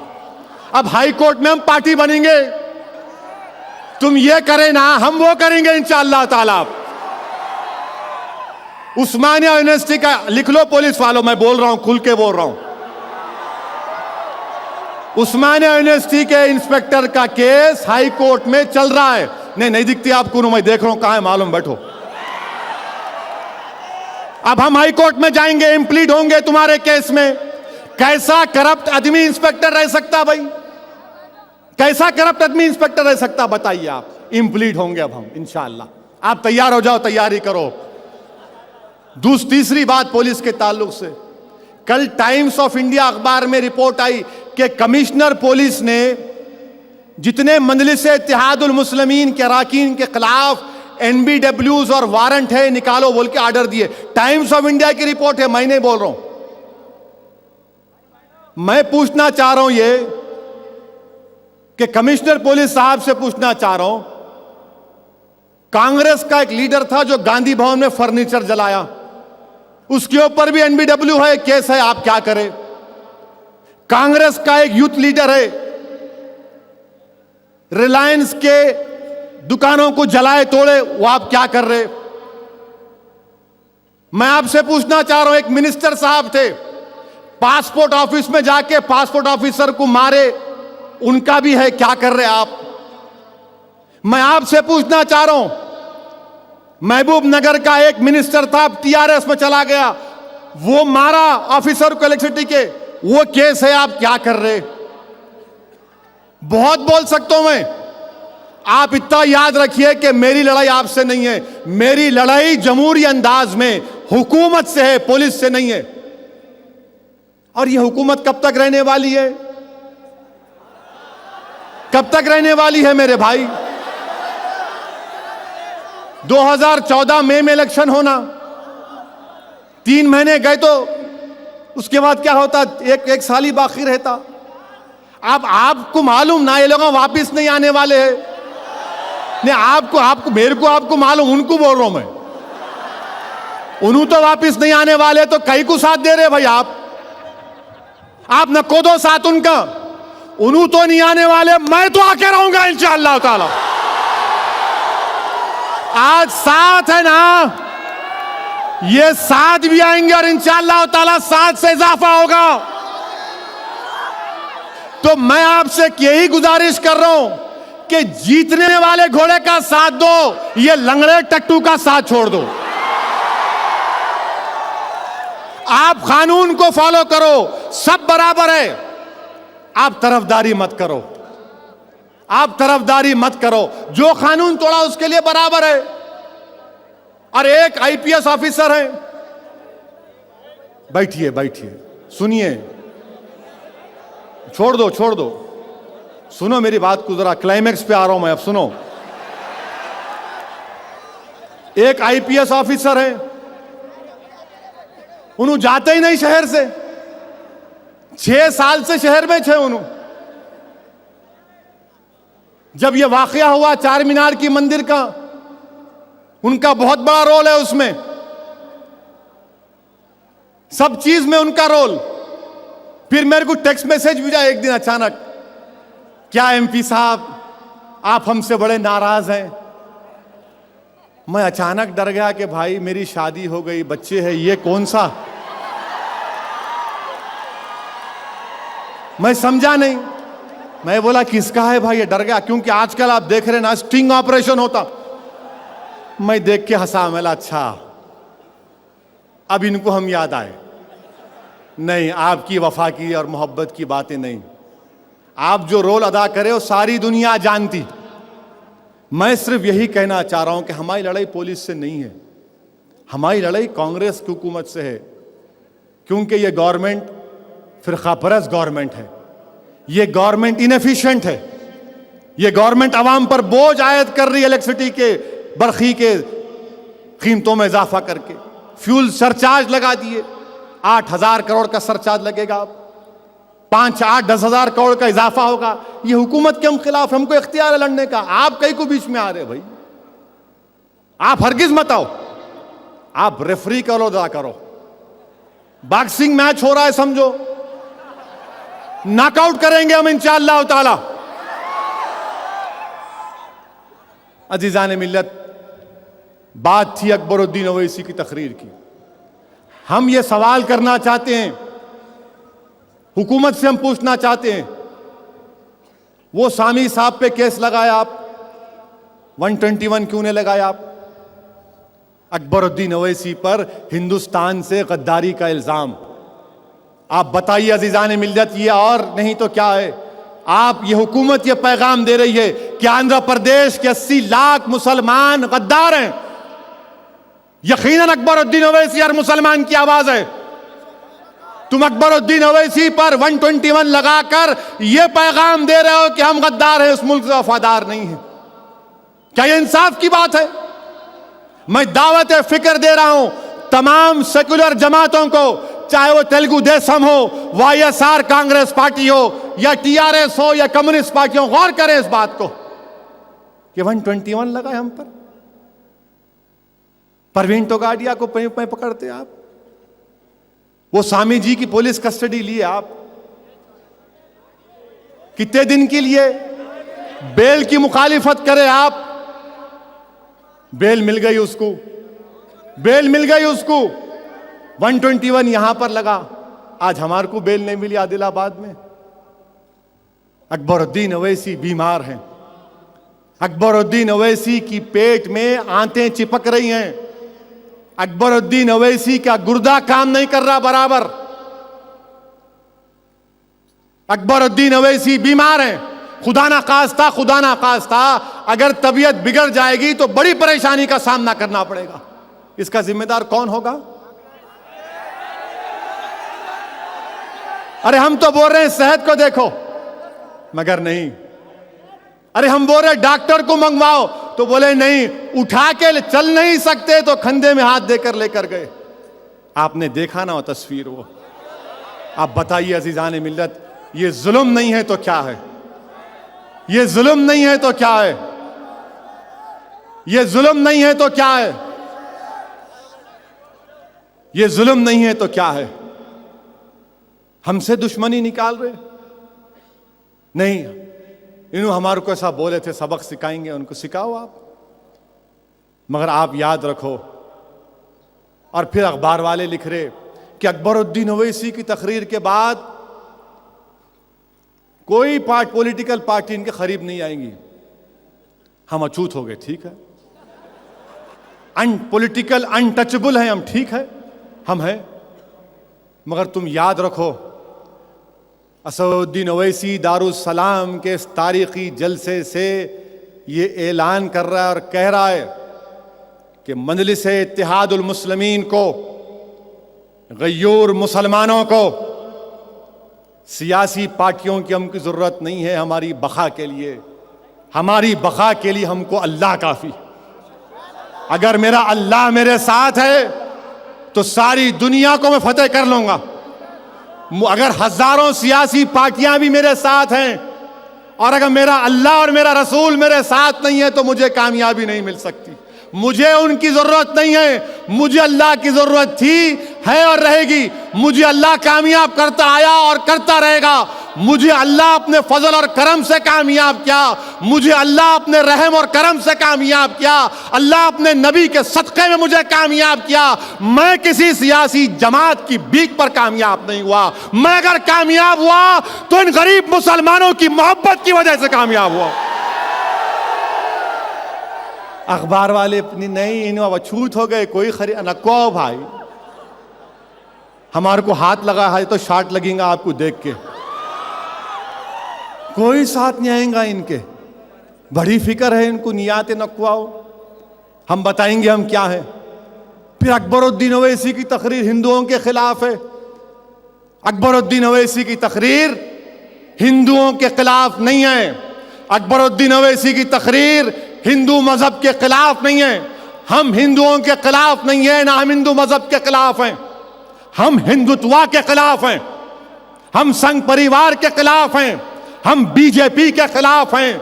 हम आरएसएस के खिलाफ हैं। हम विश्व हिंदू परिषद के खिलाफ हैं। हम नरेंद्र मोदी के खिलाफ हैं। इसलिए खिलाफ हैं कि वो चीफ मिनिस्टर था और उसकी नाक के नीचे गुजरात में 3000 मुसलमानों की खून की ओली खेली गई। हम लड़ेंगे, हम मर जाएंगे, मगर बीजेपी को दिल्ली में कामयाब होने नहीं देंगे। ये हमारा अज़म है, ये हम अहद करते हैं। हम रोकेंगे मोदी को, हम रोकेंगे बीजेपी को, हम रोकेंगे हिंदुत्व की ताकतों को। अरे ये कांग्रेस वाले कुछ भी कर लें, तुम हमको देखो हम इनको कैसा रोकते। तुम्हारे पास ताकत नहीं है रोकने की, हमारे पास है। तुम्हारे पास दिल नहीं है, तुम्हारे पास जिगर नहीं है। अरे दिल और जिगर तो हमारे पास है। अरे खौफ हमारे पास जमा नहीं हो सकता। तुम डर डर के मुकाबला करते, हम तो कूद जाते कफन पहन के। लड़ेंगे बीजेपी से, रोकेंगे बीजेपी को। और फिर ये बीजेपी वाले बोल रहे नहीं, बोले बोले बोले क्या बोले? नहीं, अहमद पाशा कादरी बोले महात्मा गांधी के खिलाफ बोले। नहीं, हम महात्मा गांधी की इज्जत करते। हम महात्मा गांधी की इज्जत करते। जब ये मुजस्सिमा लगा असेंबली में, उस वक्त मैं एमएलए था, स्पीकर रामकृष्ण डू थे। मैं उस कमेटी का मेंबर था जो मुजस्सिमे की तनसीब की कमेटी बनी। रिकॉर्ड्स में जाकर देखो आप। हम उनके खिलाफ नहीं हैं, हम इज्जत उनकी करते। तुम गलत बोल रहे हो, अहमद पाशा कादरी की तकरीर को तोड़ मोड़ कर पेश कर रहे हो। हां, अब मैं जो बोल रहा हूं सुनो तुम। अब मैं जो बोल रहा हूं सुनो तुम। सुनो, कान खोल के सुनो। मैं तुमसे कह रहा हूं कि मेरी नजर में, मेरी राय में महात्मा गांधी से बड़ा लीडर बाबा साहब अम्बेडकर था। महात्मा गांधी से बड़ा लीडर था अम्बेडकर। क्या तुम क्या करोगे इसको बताओ मेरे को? केस बुक करोगे? बुक करो। मेरी नजर में, मेरी राय में महात्मा गांधी से बड़ा लीडर नेताजी सुभाष चंद्र बोस थे। मेरी नजर में महात्मा गांधी से बड़ा लीडर चंद्रशेखर आजाद था। मेरी नजर में महात्मा गांधी से बड़ा लीडर भगत सिंह था। मेरी नजर में महात्मा गांधी से बड़ा लीडर वो मुसलमान लोग थे जिन्होंने रेशमी रुमाल की तहरीक चलाई। मैं इनको तुमसे बड़ा लीडर मानता हूं। क्या करता तुम देखो। क्या मेरा अख्तियार नहीं है? मैं अपनी राय नहीं रख सकता? रखूंगा मैं। अंबेडकर महात्मा गांधी से बड़ा लीडर है। नेताजी सुभाष चंद्र बोस महात्मा गांधी से बड़े लीडर है। असदुद्दीन ओवैसी मानता है। तुम नहीं मानते, मत मानो। अरे गांधी को कत्ल करने वाले हमारे को बोल रहे हम खिलाफ है। कौन था? नाथूराम गोडसे तुम्हारा ही चट्टे बट्टे का था ना? कौन था ये? गोली मारने वाले हमदर्दी की बात कर रहे। कौन था? तारीख खोलूं मैं? अब्दुल गफूर नूरानी की किताब को सामने रखकर बात करूंगा मैं। तुम जवाब नहीं दे सकोगे। नहीं, पाशा कादरी महात्मा गांधी की बेइज्जती करें, नहीं, हम इज्जत करते।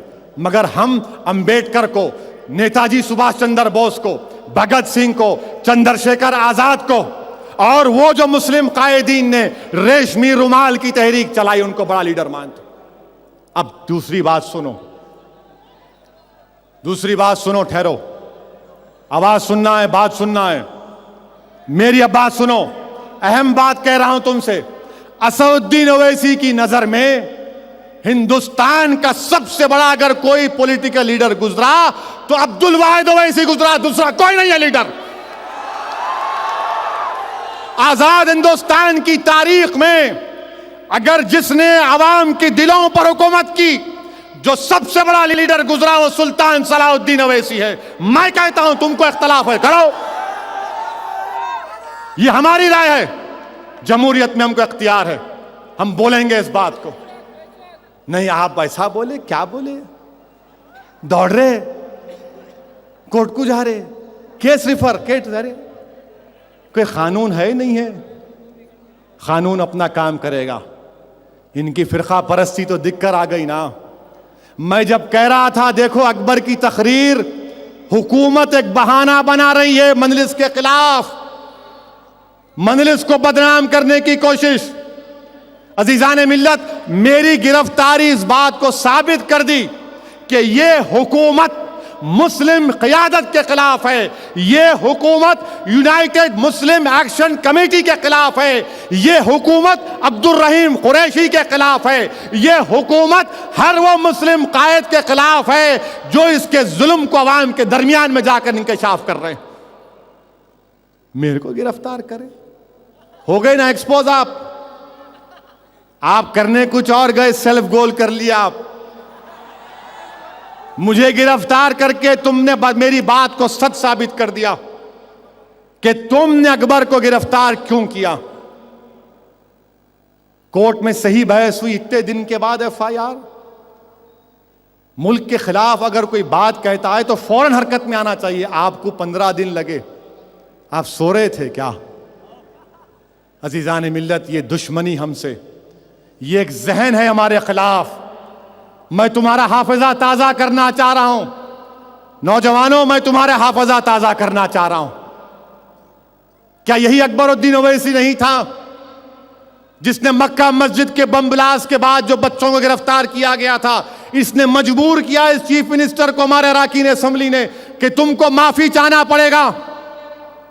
मजबूर किया चीफ मिनिस्टर, हिचकिचाते बड़े शर्मिंदगी से उठ के बोला यस आई एम सॉरी। इनको तकलीफ हुई। यही मजलिस के अराकीन असेंबली अकबरुद्दीन ओवैसी की क़ियादत में 50 एकड़ जमीन बाबा शरफुद्दीन की हासिल किए, इनको गुस्सा। यही मजलिस के अराकीन असेंबली अकबरुद्दीन ओवैसी की क़ियादत में मुसलमानों का अक़लियतों के खिलाफ बजट जो पेश किया गया वो नाकाफिए कहकर लड़ा। यही मजलिस इत्तेहादुल मुस्लिमीन के अराकीन असेंबली ने चीफ मिनिस्टर को एक्सपोज किया कि फी रीइंबर्समेंट बच्चों को नहीं मिल रही है, घरों में हमको हमारा शेयर नहीं मिल रहा है। ये जहन इनका, ये फिरका परस्ती का जहन। इनको और गुस्सा क्या है कि हम आसाम को गए हम आसाम को। जब आसाम को गए तो किसकी मदद की? हम अपने मुल्क की मदद किए ना। हम तो हिंदुस्तानियों की मदद की आसाम जाकर। क्या हमारा जाना गुनाह किया हमने? 3.5 लाख मुसलमान आसाम के रिलीफ कैंपों में रह रहे थे। रमजान का महीना था, भूखे रह रहे थे, हम जाकर उनका साथ दिए। 1 करोड़ से ज्यादा की रिलीफ हम बांटे, डॉक्टरों को लेकर गए, दवाएं बांटे। उन कैंपों में गए जहां पर पुलिस नहीं जा सकती थी, जान को हथेली पर रखकर गए। बाज़ाब्ता डराया गया मुझे कि बोडो तुमको मार देंगे। मैंने कहा मरना है तो एक दिन मरने वाला हूं, मर जाऊंगा। वहां पर चिरांग जिले में कोई नहीं गया था, हम गए, हमारे डॉक्टरों को लेकर गए। पुलिस जो हमारे साथ आ रही थी, 2 गाड़ियां थी, एक गाड़ी रुक गई, एक गाड़ी वाले बार बार बोल रहे थे नहीं जा सकते। बोला नहीं जाऊंगा मैं। 2000 लोगों का कैंप, वहां पर खाने को खाना नहीं था। 200 बच्चे बीमार थे, दवाएं पहुंचाए। इनको ये गुस्सा है कैसा इन्हों आसाम को गए। क्या हम गलती किए बताओ मुझे? गुजरात के बच्चे जेलों में थे, हम मदद किए, क्या गलती किए? अगर अब्दुल खदीर की रिहाई की बात करें तो क्या गलती कर रहे हैं? अगर आज भी वरंगल, नेल्लूर, कड़पा, वेस्ट गोदावरी, वैजाग में अगर हमारे मुस्लिम बच्चे 8-8 साल से जेलों में सड़ रहे हैं, अरे ये चीफ मिनिस्टर से बोले अरे यहां लाओ हैदराबाद को, उनको, इनकी बच्चों के, इनके माओं के पास पैसे नहीं है वैजाग जाकर अपने बच्चों को देखने के लिए, तो क्या हमने गुनाह किया? अगर हमने कहा कि लाओ, अरे केस चलाओ, केस चला के सजा दो इन बच्चों को, तुम ना केस चला रहे ना उनको हैदराबाद को ला रहे। ये दारुस्सलाम पर उन बच्चों का भाई आकर उसका चेहरा देखे तो रोना आता मुझे, आके खाली बढ़ जाता कि असद भाई क्या करेंगे बताओ। क्या हम इंसान नहीं हैं? क्या हम भूल जाएंगे हमारे बच्चों को? हमारे बच्चे 4-4 साल से वैजाग की जेल में, कड़पा की जेल में, नेल्लोर की जेल में, उनके मां बाप के पास पैसे नहीं है जाने के लिए। तो क्या मैंने गुनाह किया बताओ मुझे? हम वो बच्चों को बोले लाओ केस चलाओ सजा दो, मगर तुम सड़ा रहे हो उनको वहां पर। ये इनको गुस्सा, ये चाहते ये हैं कि आपकी आवाज खत्म करके रख दिया जाए, आपको गूंगा बना दिया जाए। इनको गुस्सा इस बात का है कि कोई इनके सामने खड़े होकर इनकी आंख में आंख डालकर बोलता है कि ये गलत है, ये सही करो। मैं क्या करूं? मैं अपनी आदत से मजबूर हूं। ये मेरी आदत, मेरी फितरत है। इसलिए फितरत है क्योंकि मेरे रहमतुल्लाह अलमीन ने फरमाया कि बेहतरीन जिहाद वो है कि तुम एक तागूत के सामने खड़े होकर हक को बयान करो। वो हम काम कर रहे, आपको तकलीफ क्या बताइए आप? इनको ही नहीं करना। कैसा बोले आप बच्चों के बारे में? पार्लियामेंट में खड़े होकर तकरीर करते हम, और हमको अल्लाह बेहतर जानता है कि जब तक हम जिंदा रहेंगे हमको मिनिस्ट्रियों से ओहदे से कोई मतलब नहीं नहीं है। हमको लाल गाड़ी नहीं चाहिए मेरे भाई। तुम बनाओ मोहम्मद अली शब्बीर को मिनिस्टर, तुम बनाओ किसी और को बनाओ। अरे हम तो दौड़ेंगे, हम तो इस फौज के सिपाही है भाई। तुमको मुबारक ओहदे, हमको नहीं चाहिए। हमको नहीं चाहिए मेरे भाई, नहीं चाहिए हमको ओहदे। मुझे सिर्फ मिल्लत से मतलब है, मुझे इंसाफ चाहिए, मुझे ओहदे नहीं चाहिए। मुझे मेरा हक दे दो, मेरे बच्चों को रिहा करो, मेरे बच्चों को तालीम दिलाओ, स्कूल दो, मुझे इज्जत की नजर से देखो, मुझे मेरा जायज मुकाम दो इस मुल्क में। मैं इस मुल्क में नंबर 1 का शहरी हूं, मैं यहां पर किराएदार नहीं हूं। मैं तुम्हारे ओहदे नहीं चाहता, मुझे जरूरत नहीं है। अल्लाह ने जो मुझे इज्जत दी, हिंदुस्तान के वजीर आजम को भी अल्लाह ने इतनी इज्जत नहीं दी जो असदुद्दीन ओवैसी को अल्लाह ने इतनी इज्जत दी।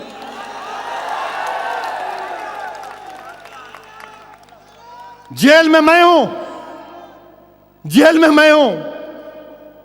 मैं हाथ जोड़ के तुम्हारा सलाम, तुम्हारा शुक्रिया अदा करना चाहता हूं। मेरे कहने अल्फाज नहीं है, शायद मेरी एक जिंदगी नाकाफी हो जाए तुम्हारा शुक्रिया अदा करने के लिए, तुम्हारी खिदमत करने के लिए। एक औरत ऑटो में बैठकर मीर महमूद साहब पहाड़ी से आती है, कंडी जेल को आती है, 2 दिन आई, सुबह 7 बजे से आके ठहरी, मेरे को मेरे बच्चे से मिलना है। और वो मीर महमूद साहब की हमारी मां, मैं जब कभी भी असेंबली का इलेक्शन लड़ा 94 में, जब कभी मीर महमूद साहब पहाड़ी गया तो उसके घर को जाके दूध का गिलास पीतो। अल्लाह सलामत रखे उस औरत को। ऐसे लाखों हैं जिनको मैं नहीं जानता मगर दुआएं करते हैं। वो औरत रोते हुए आई, आके बोली अरे मेरे बच्चे को देखना है। जेलर परेशान, ये क्या है साहब, 2 दिन से आके बैठी। बोला बुलाओ भाई, मिला दो मेरे को। ये मोहब्बत है जो हिंदुस्तान के वजीर आजम को भी नहीं मिल सकती, जो किसी मिनिस्टर को नहीं मिल सकती। और मैं कुर्बान हो जाऊंगा इस मोहब्बत पर। यकीनन हम जज्बाती हैं, क्यों नहीं होंगे? हम जिंदा कौम हैं, मगर इनको पसंद नहीं है, इनको यह पसंद नहीं है। लालच दे रहे हैं, ऐसा नहीं, ऐसा कर लो, खत्म कर लो। अरे क्या खत्म करना भाई, कोई खत्म नहीं होंगे, तुम खत्म होगे इंशाअल्लाह। और तुम गलती किए, तुम में अगर थोड़ा सियासी अक्ल होती तो तुम ये झगड़े को आंध्र प्रदेश की हद तक रखते, मगर तुम इतना बाजा बजाए अकबर का कि मेरे को पूरे हिंदुस्तान से फोन आ रहे। अब मैं डिमांड में नहीं हूं, अकबर डिमांड में आ गए। यकीनन इस मजमे में बैठे हुए बहुत से भाई होंगे, एक बड़े भाई एक छोटे भाई को बड़े भाई से जानते, या मामला उल्टा हो गया, या मामला उल्टा हो गया। पहले लोग फोन करके बोलते थे आप आइए झारखंड को, लोग बोलते थे आप आइए कर्नाटक को, लोग बोलते थे आप आइए यूपी को, बिहार को। अब लोग बोल रहे हैं उन्होंने निकलते कि उनको वहां भिजा दो, आप नको आओ। हैं ये आपकी वजह से, इसकी जिम्मेदार यहां की कांग्रेस हुकूमत होगी। मैं नहीं चाहता हूं ये, मगर इसके बावजूद भी मैं तुमसे कह रहा हूं कांग्रेसियों, हम 2014 में नरेंद्र मोदी रहने दो, कोई रहने दो, उसको तो प्राइम मिनिस्टर बनने नहीं देंगे इंशाअल्लाह ताला, हरगिज नहीं बनने देंगे। जिसकी क़ियादत में कत्ले आम हुआ, हम लड़ेंगे जमहूरी अंदाज में। और फिर ये बीजेपी वाले मंजलिस ऐसा, मंजलिस वैसा, मंजलिस को बैन लगाना कहते।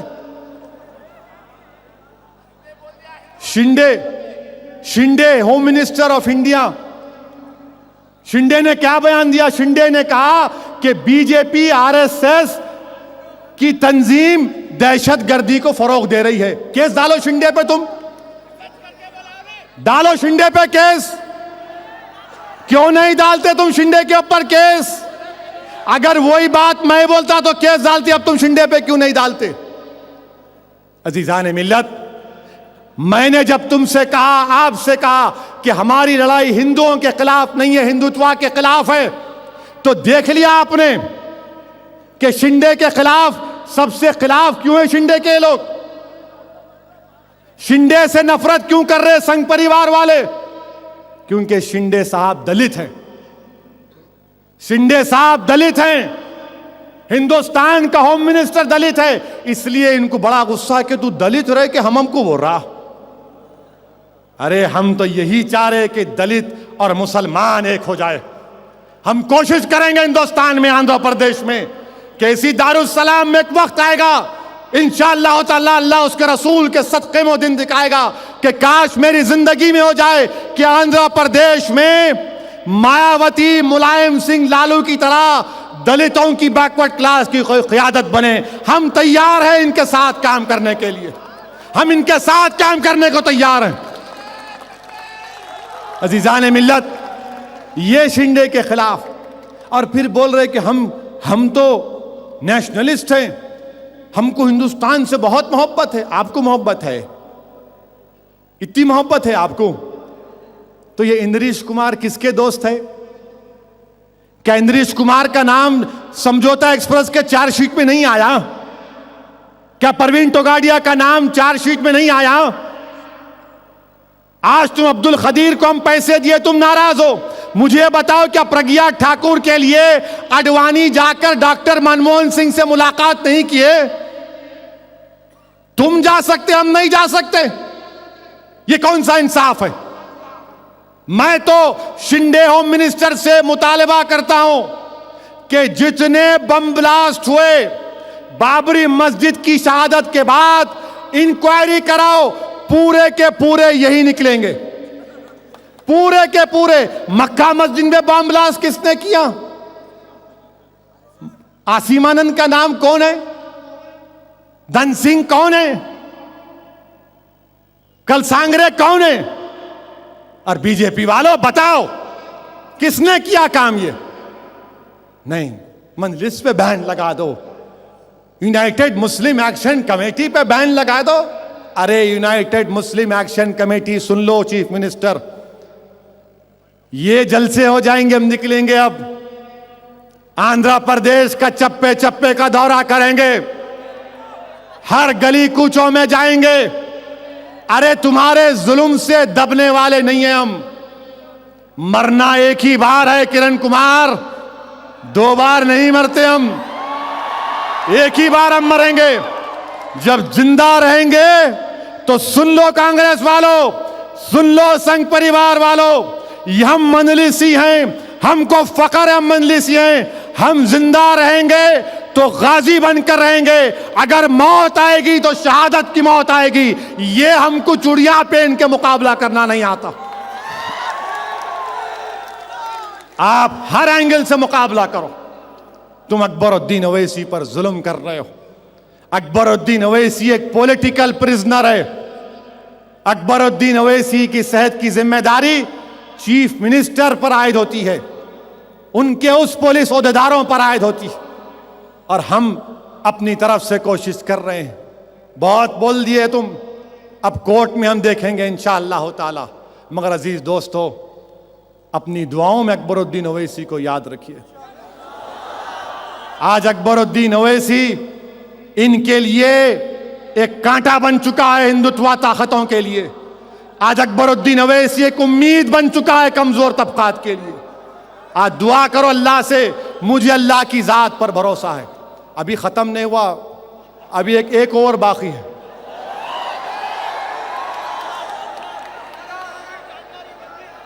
अजीजान मिल्लत आज आदिलाबाद से निजामाबाद लेकर गए, निजामाबाद से फिर आदिलाबाद लेकर गए। ये लोग सिर्फ तंग करने पे तुले हुए हैं। आप दुआ करिए कि अल्लाह अकबरुद्दीन ओवैसी को बाइज्जत रिहा करवा दे, अल्लाह अकबरुद्दीन ओवैसी को और सेहत दे, अल्लाह सुब्हानहू तआला रसूल अल्लाह सल्लल्लाहु अलैहि वसल्लम के सदक़े तुफ़ैल में अकबरुद्दीन ओवैसी की गैब से मदद करे। और अल्लाह पर हमको भरोसा है, हम लड़ेंगे इनसे, जमहूरियत के दायरे में रहकर मुकाबला करेंगे। और मेरे अजीज दोस्तों, जुलूस मीलाद का जो निकाल रहे हैं, खुदा के लिए डीजे को मत रखो, गलत है, ये बहुत गलत है, ये गलत है मेरे भाई। जुलूस में डीजे रखना, म्यूजिक लगाना, नाचना, हम रसूल अल्लाह के गुलाम हैं। हम कब नाचेंगे? हम तलवारों की खनक की आवाज पर नाचेंगे। हम कब नाचेंगे?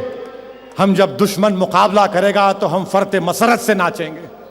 वो नाच में और ये नाच में फर्क है। तुम्हारा दुश्मन तुम्हारे सामने नाचना, तुम म्यूजिक पे नाच रहे, ये गलत है मेरे दोस्तों, ये बहुत गलत है। जुलूस पुरअमन निकालिए। सुबह में कल जो टाइमिंग दिया गया है, पुलिस से ताउन करिए, जुमे की नमाज से पहले ख़त्म करिए। रंग नहीं इस्तेमाल करना मेरे दोस्तों, नहीं नहीं। सोचो कल तुम हशर के मैदान में जाओगे, अल्लाह के रसूल सल्लल्लाहु अलैहि वसल्लम के साथ हम ठहरेंगे, सहाबा कराम होंगे, औलिया अल्लाह होंगे, ताबईन होंगे, तथा ताबईन होंगे, शेख अब्दुल क़ादिर जिलानी होंगे, शेख अबुल हसन शाज़ली होंगे, सैयदना अमीर अबुल उला होंगे। क्या जवाब दोगे? सलाहुद्दीन अय्यूबी होंगे। क्या हम रंग खेलते थे? नहीं नहीं, रंग खेलने वाले नहीं हैं हम रंग खेलने वाले नहीं हैं मेरे दोस्तों। हम लड़ने वाले हैं, जिद्दोजहद करने वाले हैं, हम मर मिटने वाले हैं, हम गर्दनें कटाने वाले हैं। म्यूजिक पे नाचने वाले हम नहीं हैं मेरे दोस्तों। ना ना ना, नहीं, हरगिज मत करो। मैं तुमसे भीख मांग रहा हूं नौजवानों, जुलूस निकालो तो बावजू रहो। जब या रसूल अल्लाह का नारा मानो तो पूरी खुव्वत से मारो और बोलो कि हां, मैं आज से नमाजों का पाबंद रहूंगा। पैदा करो अपनी फितरत में तब्दीली पैदा करो, अपनी औरतों की तो इज्जत करो। क्या तुम कभी जोहरी की दुकान को देखे जोहरी की दुकान को? जोहरी की दुकान अपनी दुकान का खुफल कैसा लगाता? सोने का तो नहीं लगाता ना, सोने का लगाता, लोहे का लगाता। क्यों लगाता? सोने की हिफाजत होना।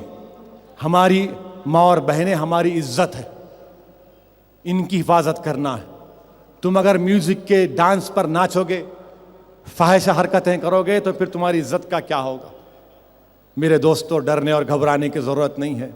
अकबरुद्दीन ओवैसी इंशाअल्लाह ताला अल्लाह बाइज्जत उनको रिहा करवाएगा। हम लड़ेंगे।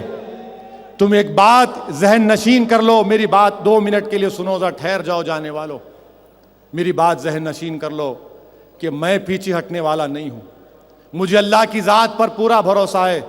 क्या तुम मेरा साथ दोगे? नहीं दोगे? क्या आप मेरा साथ देंगे? नहीं देंगे?